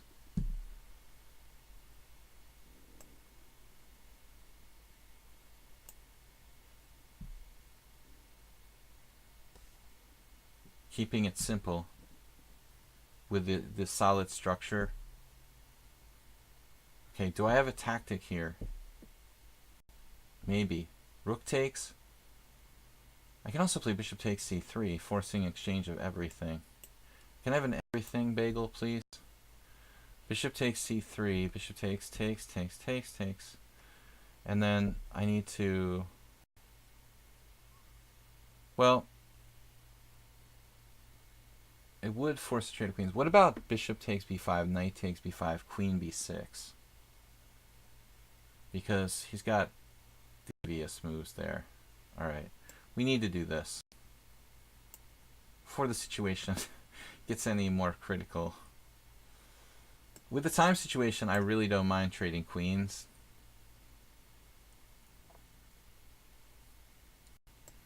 In this endgame, my king is active, and I have a passed pawn, so it's possible that I'm better here.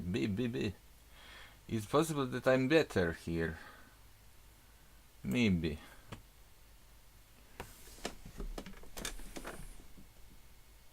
Rook d1.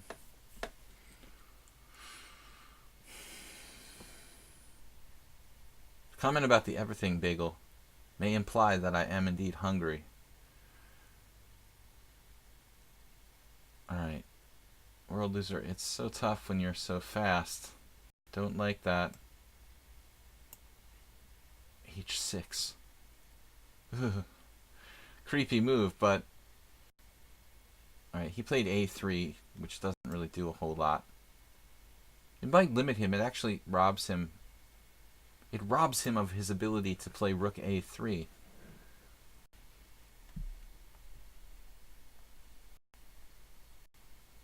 Okay, very well. You said it first. So now I'm going to have to play c4. Get my rook to the 7th first. We might as well go. We might as well go with the flow. Where is flow?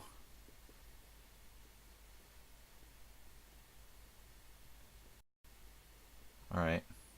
We gonna have to play this move at some point. Clearly.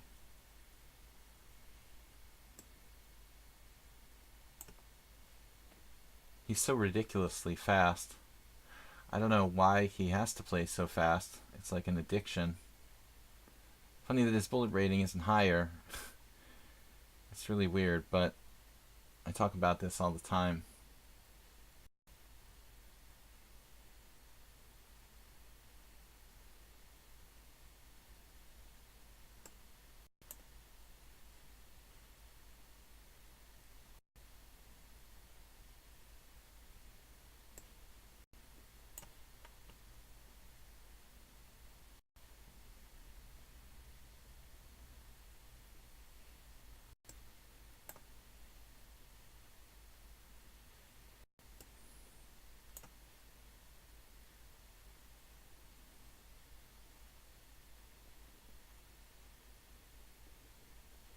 I guess this is about equal. Slightly better king for black, with a slightly better structure and more time for white, so...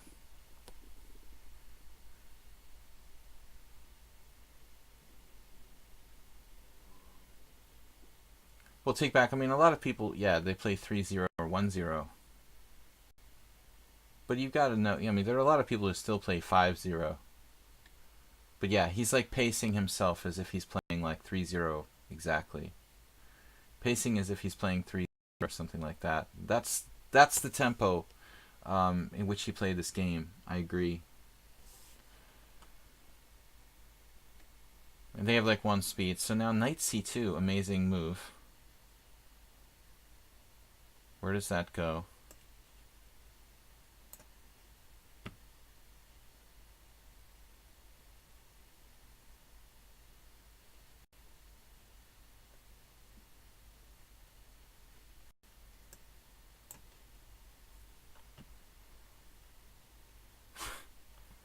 What is going on here?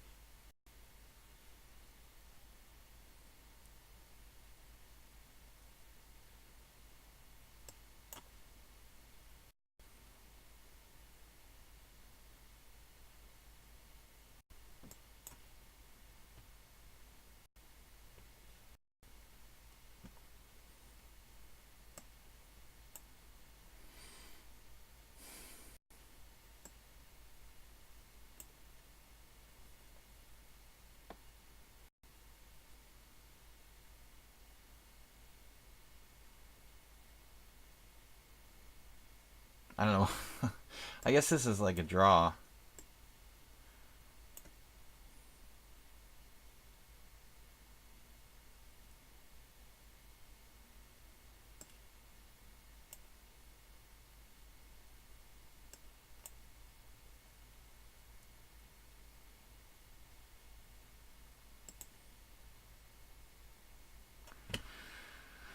Yeah, I mean, I never had. Doesn't seem like I ever had serious winning chances. Good game, world loser. All right, it's been a long time. Good fight. So I've got 12, 20, 25 minutes left for the stream today. I'm going to finish at 2:15, a little bit earlier than usual. I'm going to take this challenge from Chab if he's got an established account. Raymond Carver, I already played. This guy's really borderline. I'm not going to take that. Raymond Carver, I already played, so I'm not going to take the same subscriber or player again, a second game. Vampire already played. This guy is totally new. Unless you guys tell me you're like someone that I know, I'm not going to take these. MB1, it's rated. We're declining everyone. Southern Service does a random time control. Can we get one guy? Okay, BBSD1, please. Yes. He's got 5+3. Make it 5+3 casual. With 100 games in your account, and I'll play. Sorry, Raymond Carver, but I typically don't play the same players more than once unless there's no other challenges. What happened? I just declined the guy's challenge. I didn't just do that. That poor guy. Oh my god. I just declined his challenge. Poor guy. Please re-challenge. Who was that guy? Southern Service. That wasn't him, right? It was the other guy. Southern Service just keeps re-challenging. Who was the last guy I challenged? Game over. Oh man, you can't see your like last challenges. That sucks. Who was the last guy? BBDS. Can we find this guy somehow? Can we can we find him and re-challenge him? Because his challenge was actually valid. Okay, can you re-challenge me, BBSD? Because I just declined your challenge by accident. I didn't mean to decline your challenge, but I had declined so many challenges that I was just on auto decline. I see a flashing red button and I just press it, you know?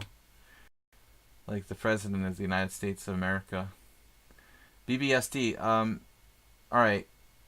Yeah, nuclear attack button. Flashing red button, just press it. E4. Let's try something fun. Soltigo's in the house. Our regular moderator who has been under the weather physically. All right, so E4. Good to see you, Soltigo. We've got the same player challenging again, but we've got a new one, X62. That's cool. X62 we've played before. I don't remember that. All right, so here I'm playing the Scandinavian with Knight F6. I don't recommend this opening. Okay, that's a weird move, but there's nothing wrong with it.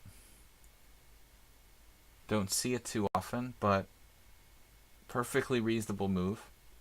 I think this transposes to the form of Alyakin's defense, basically, after C6, which is... I mean, C6 is maybe a little bit passive. I'm not sure. I guess I have probably some more active way of playing, but this is my usual recipe here. Now, A4, interesting. I don't think I have to play A5. You could if you wanted to. I have a kind of system that I employ in my experience playing the backside of the Alyakin's defense. Which this is. I think they're closely related. The Scandinavian with Knight F6 and the Alyakin's defense. You've got Knight going to D5. Oftentimes this kind of structure. Like a declined Alyakin also. I mean, E4... Knight F6, Knight C3, D5 is basically the same opening. Something like this. Soltigo, good to have you in the house. We're going to be doing our subscriber stream on Sunday. I'm streaming here today for 25 minutes. Then I'm going to take off. Got to visit my mom in the hospital. Hope you're feeling better, speaking of hospitals. I hope your foot is better. Someone probably asked before, but what do you think of Carlsen Caruana? Well, no one asked that today. So, well, the Carlsen Caruana, what do I think about it? Like everyone else, like I'm a little bit disappointed that there's been like all draws and quite a lot of the games were fairly uneventful. But admittedly, like the last couple of games were quite interesting, and I would say that since Caruana realized, and I don't know why or who, I really have no clue. I mean, probably someone knows a lot more than I do, but why it took Caruana so long to figure out to play the white side of the open Sicilian rather than the Rossellino with bishop b5. I don't think it takes a brain surgeon to figure out that that was a bad decision. That Magnus likes strategic kind of closed positions. Your best chance is to play an open game.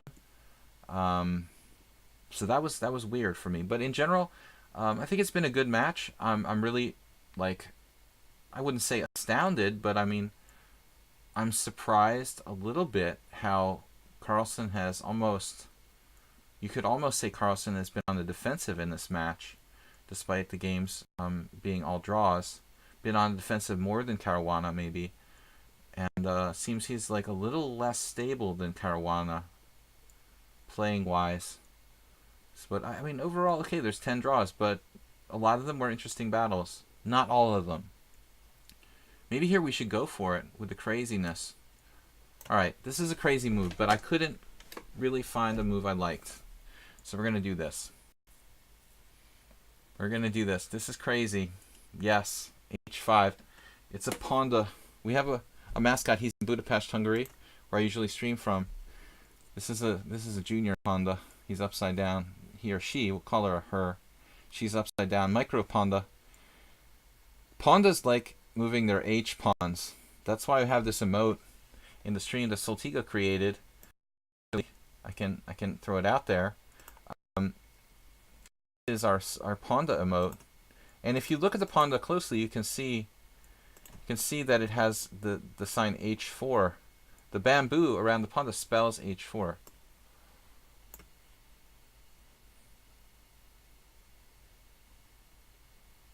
So I decided to be creative here with H5, H4. I'm in a panda mood.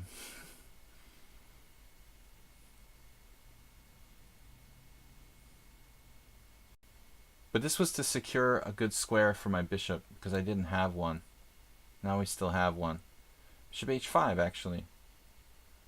Come to think of it. I'm not sure if it matters. Bishop h5 or bishop f5.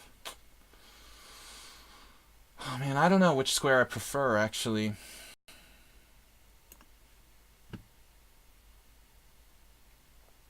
I can castle either side, and we've seen a lot of this today. In my practical games, Paul Morphy disapproved, but in practice, I think that the ability to castle queenside, in the hands of a good player, maybe the better player, the higher rated player out of two, more so than if it's in the hands of the lower rated player, the ability to castle can create extra options in terms of creating more problems for the opponent to have to solve. So here we have yet another opening where, I mean, I'm not really committed to castling on either side. Is Rubinstein a bad choice for over the board then? Setting it and debuted it on Sunday. Got a disquieting position. It's yeah, I mean, I don't know. It seems like a good opening for people like George Meyer, who are like rock solid grandmasters trying to draw against other top grandmasters, but I'm really not sure. Have I played BBSD? I did, and I lost. Whoa. I played him in a simul. Okay. I don't remember that. That's been ages ago. So we've only played once. I lost in the simul. Guys, speaking of simuls, I have a simul every Sunday. It's now at 4:30 Eastern Time, and I'm playing up to 25 players, 30 time control. It takes about 2.5 hours. So if you have time on Sunday, join us. All right, what are we going to do here? It's getting kind of low.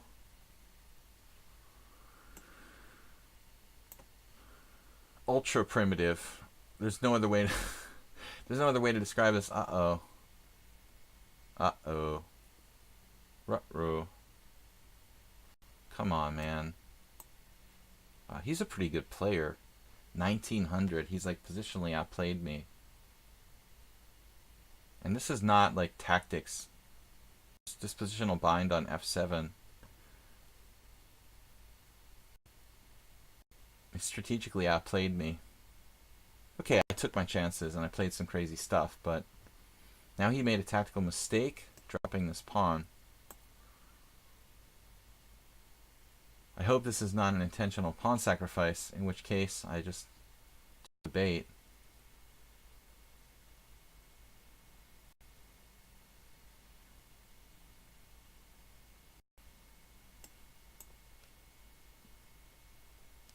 He's just going with the flow. He's like, oh, who cares? Central pawn, I don't need that. We'll just keep going. Oh my god. Yeah. I'm terrified. I'm absolutely terrified now. What is going on here? Okay, this bishop is weird.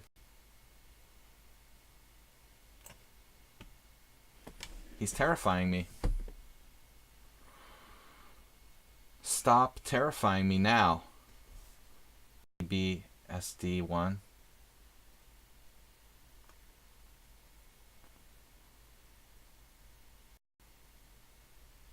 You already outplayed me positionally. Are you going to outplay me tactically as well? This was a risky position, but man, I like the way that white plays. He seemingly just dropped c3 and just went with the flow. You know, no problem. His attack is so strong that he can just drop a major cog in his pawn structure and it's still okay for white. It was risky to castle queenside. It was risky to play h5, h4. I mean, if I lose this game, I have no one to blame but myself. But white is still played basically okay. Now he's doing wow. Okay. He's doing a wow, okay move. Okay. So this was like a tactical blunder by me? No, it's not clear. I mean, we're going to have to take this way. I guess I'm going to have to take this way. This looks crazy, I know.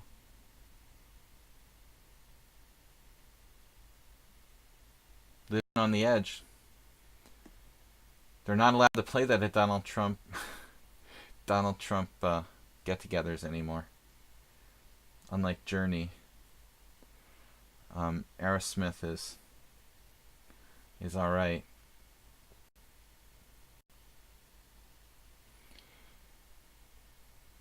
Really, bishop a6 check, king d8, we're walking away. No problem. It's totally okay. This is not a rational way to play. This is not a rational way to play chess here. We are playing like a crazy man. But that's life. Alright, let's lock this down. Lock down the bishop and just pray for survival. Someone suggested bishop. Okay, he doesn't care. Okay, whatever.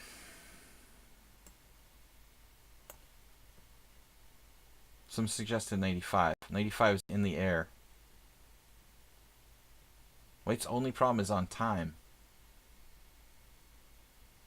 He or she has lots of compensation, very good coordination of the pieces, calm style of play. Made one little tactical mistake. This position is just really irrational. I normally don't get positions like this. No problem.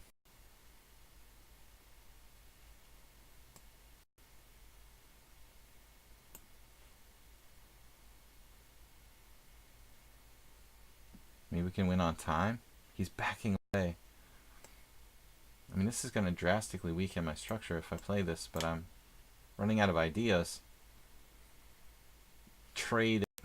Just trade it.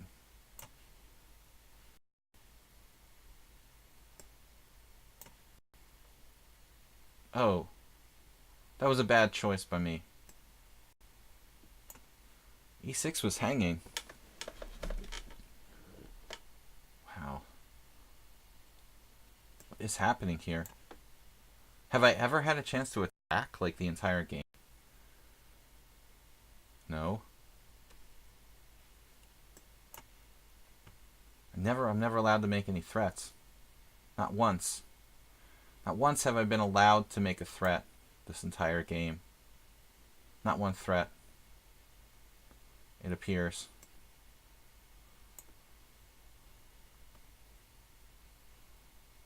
Oh. Oh no. We lost the pawn back. That's bad. But we have one to spare. Man, how good is this guy? A master. He's like a master. Check him out. Oh my god, knight there. And I just like made a bad move. Wow.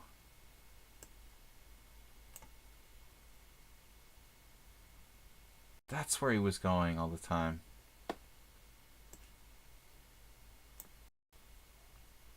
Check out how strong he is. Increment no problem. 2,000 in bullet. He's hoping I take the A pawn.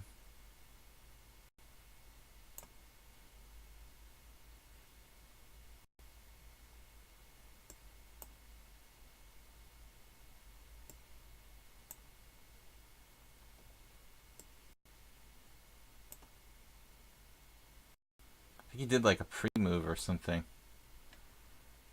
That was weird. The end is nigh. Frank Nye, the science guy. Phil Nye. Alright, that was not a fun... that was not a fun experience here, I have to say. Not a fun experience. I did not have fun with that. He somehow dropped his knight there in that very slightly worse endgame. Okay, guys, we have time for one last game. We can flip a coin. No, X is here first. X6. Uber driver is always late. That's not a good sign when your Uber driver is always late. You know what I mean? What do you guys think? Stupid joke, huh? Come for the stupid jokes, stay for the chess, right? That's why we're here. Yep. International Master William Paschall, we're closing out the stream here. Probably last game for today, guys. I'm going to be back on Sunday with a simultan in Hungarian. My adopted country, which I hope to get back to. Good game. Your stream was closed. Closed. That's a scary word. Why was your stream closed?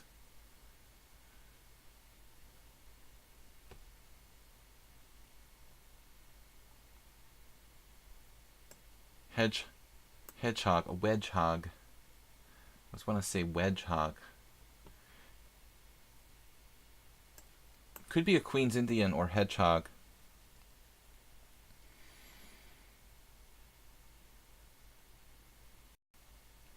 Last game for today. I've never played... Oh, we have played X6 before.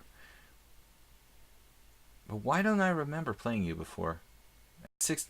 Who are you on lichess? I mean on Twitch.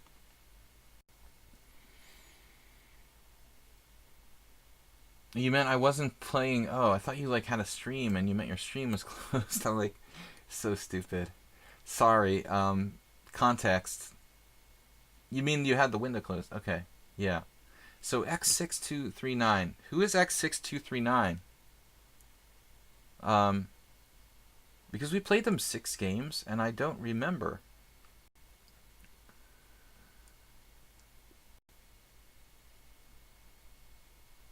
Well, my last game wasn't... It was meant for entertainment. I wouldn't play like that in a serious over-the-board game. I would probably not do H5. Beginning with my play with H5, my game was too risky. Just too risky. But for Blitz, it's okay. You can have fun with the Blitz game. It's good to experiment. And we're playing this kind of like a BOGO Indian, where we We allow the double pawns, and then we try to play e4. I mean, English opening. It is an English opening, right?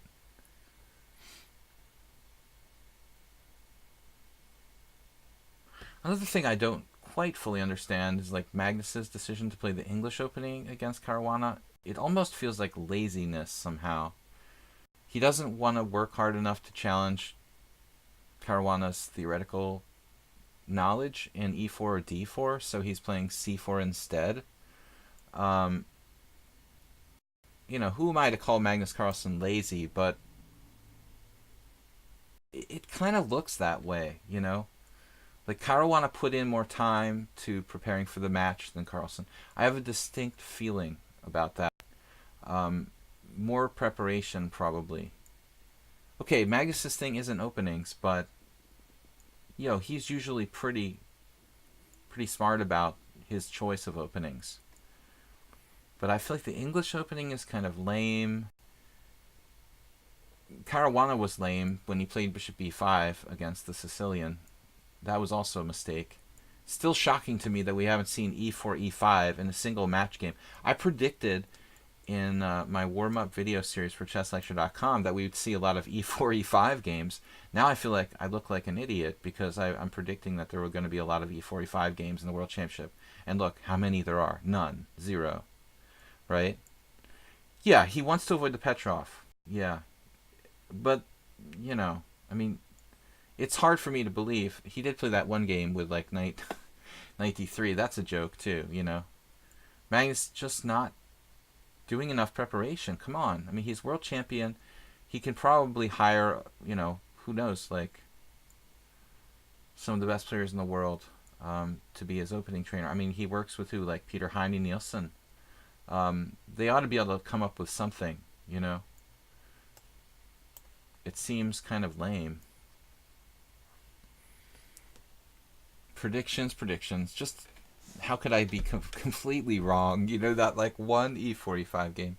The only thing I was right about was that like at least Caruana played e4. Alright, so prematurely committed to castling kingside here. We're going to play on both sides. The Korchnoi. Acerbate. The Acerbate rook transfer. Now that Korchnoi is deceased. This will be renamed. Alright, so x6 playing very Nimzo style. Can we keep him busy on both sides of the board? And look for tactics while we're at it.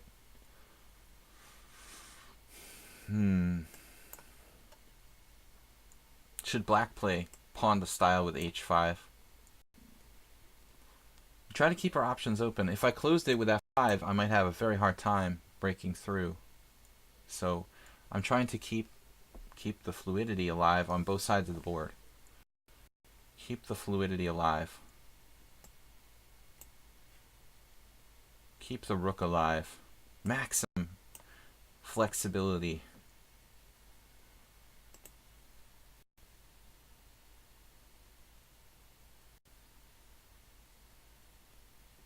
Knight d3 against Petrov. I mean, that's ridiculous, man. What was it was? Oh, he'll think he was thinking like, oh, well, maybe Caruana never looked at knight d3 against the Petrov.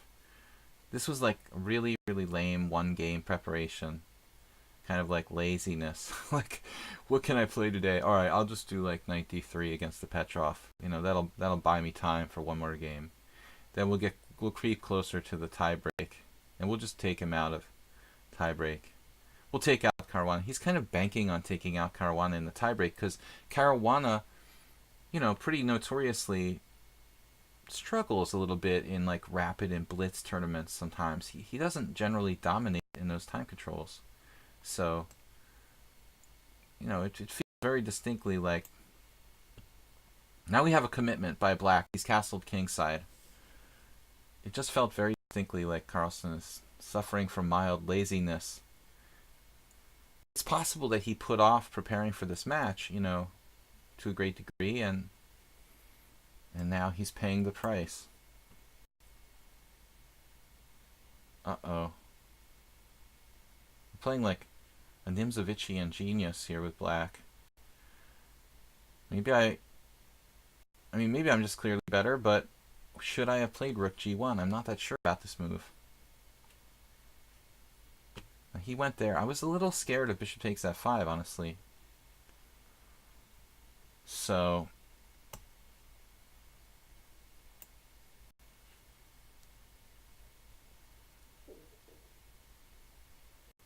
the storm clouds are gathering.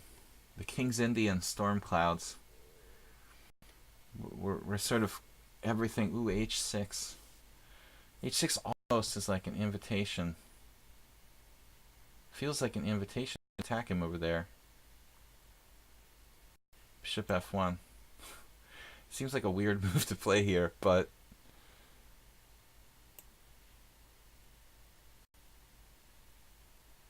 it's so King's Indian, isn't it?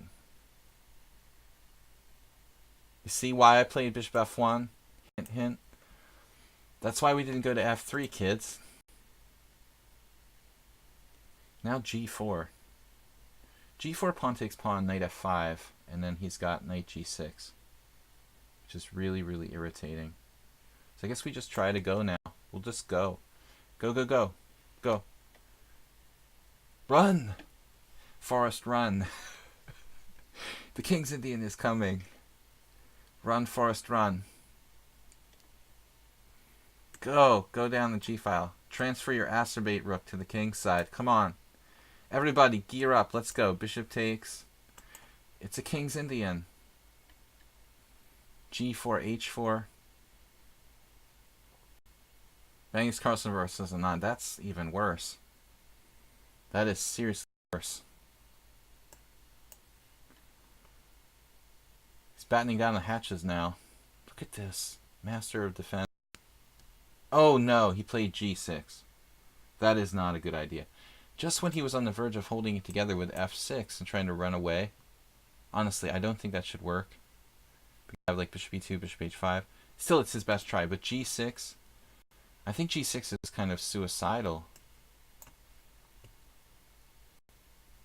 g6 is suicidal. It's just... it's over after g6. This is terrible for black. I mean, he might yet survive a few more moves. Maybe more than a few, but he's going to lose at least a pawn, and his king safety is totally, totally destroyed. I said he was going to lose at least a pawn, didn't I? Famous last words. I claimed he was going to lose at least a pawn here. Alright. I guess I was wrong. It's going to have to be more brutal than pawns. This is going to have to... Man, bishop h3?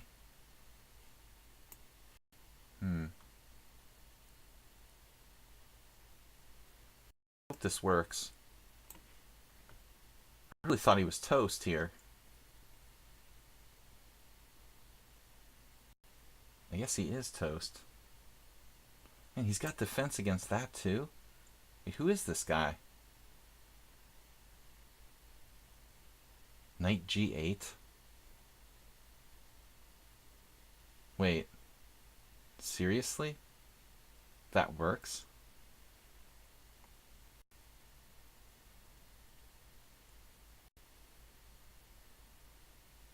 He's basically defending like God.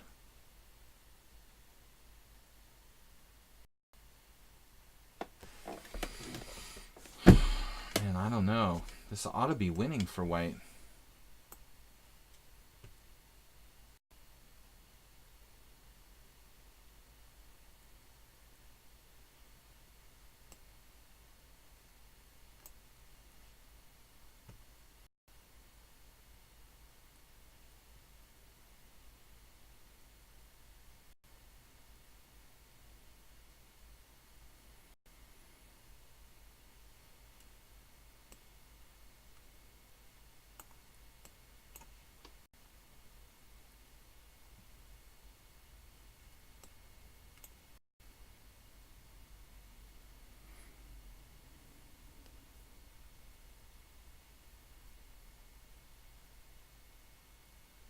How can he still be hanging on here? Who is this guy?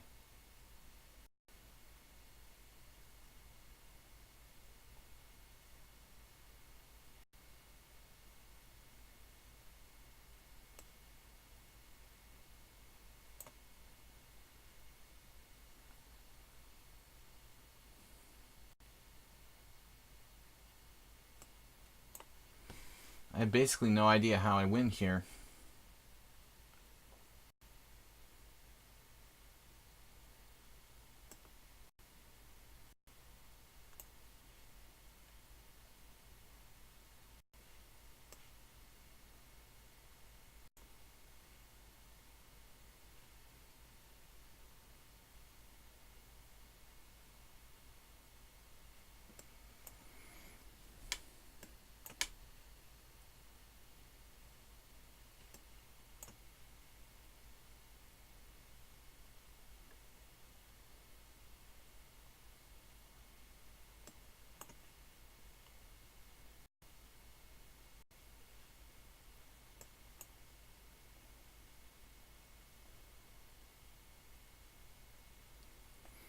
Who is this guy? Like, what a defender, man. I mean, seriously. Like, I'm trapping his queen finally with rook h1, but it was just a massive defensive effort by black. That is incredible. Incredible defensive effort, really. And I'm sure that I missed some good chances, but no, great game. All right, guys, I can't play Uber Driver. I've got to go. Fun and Jim, I've got to go. I will see you guys on Sunday with next stream, simul stream. And it's going to be 4:30 in the ET. 25 players, up to 25 players, simul 30-30 time control on Sunday. Soltiga, JCS, you guys, thanks for joining me here. And thanks for tuning in with the Pandas. Hello, goodbye. And goodbye from the Macro Panda in honor of the real Panda. Goodbye. So I'll see you guys on Sunday. Have a great weekend. Very fun games today. Enjoyed it. I'll see you around, guys. Thanks for supporting the stream. I will see you then. Anyway, have a great one. Anita, Dim, Asterbait, Fish Rat Cow, everybody. It was a lot of fun today. Funny games. Good defensive effort from our last opponent there. I almost lost my way. Anyway, enjoy the World Championship this weekend. I'll see you guys later. Have a good one.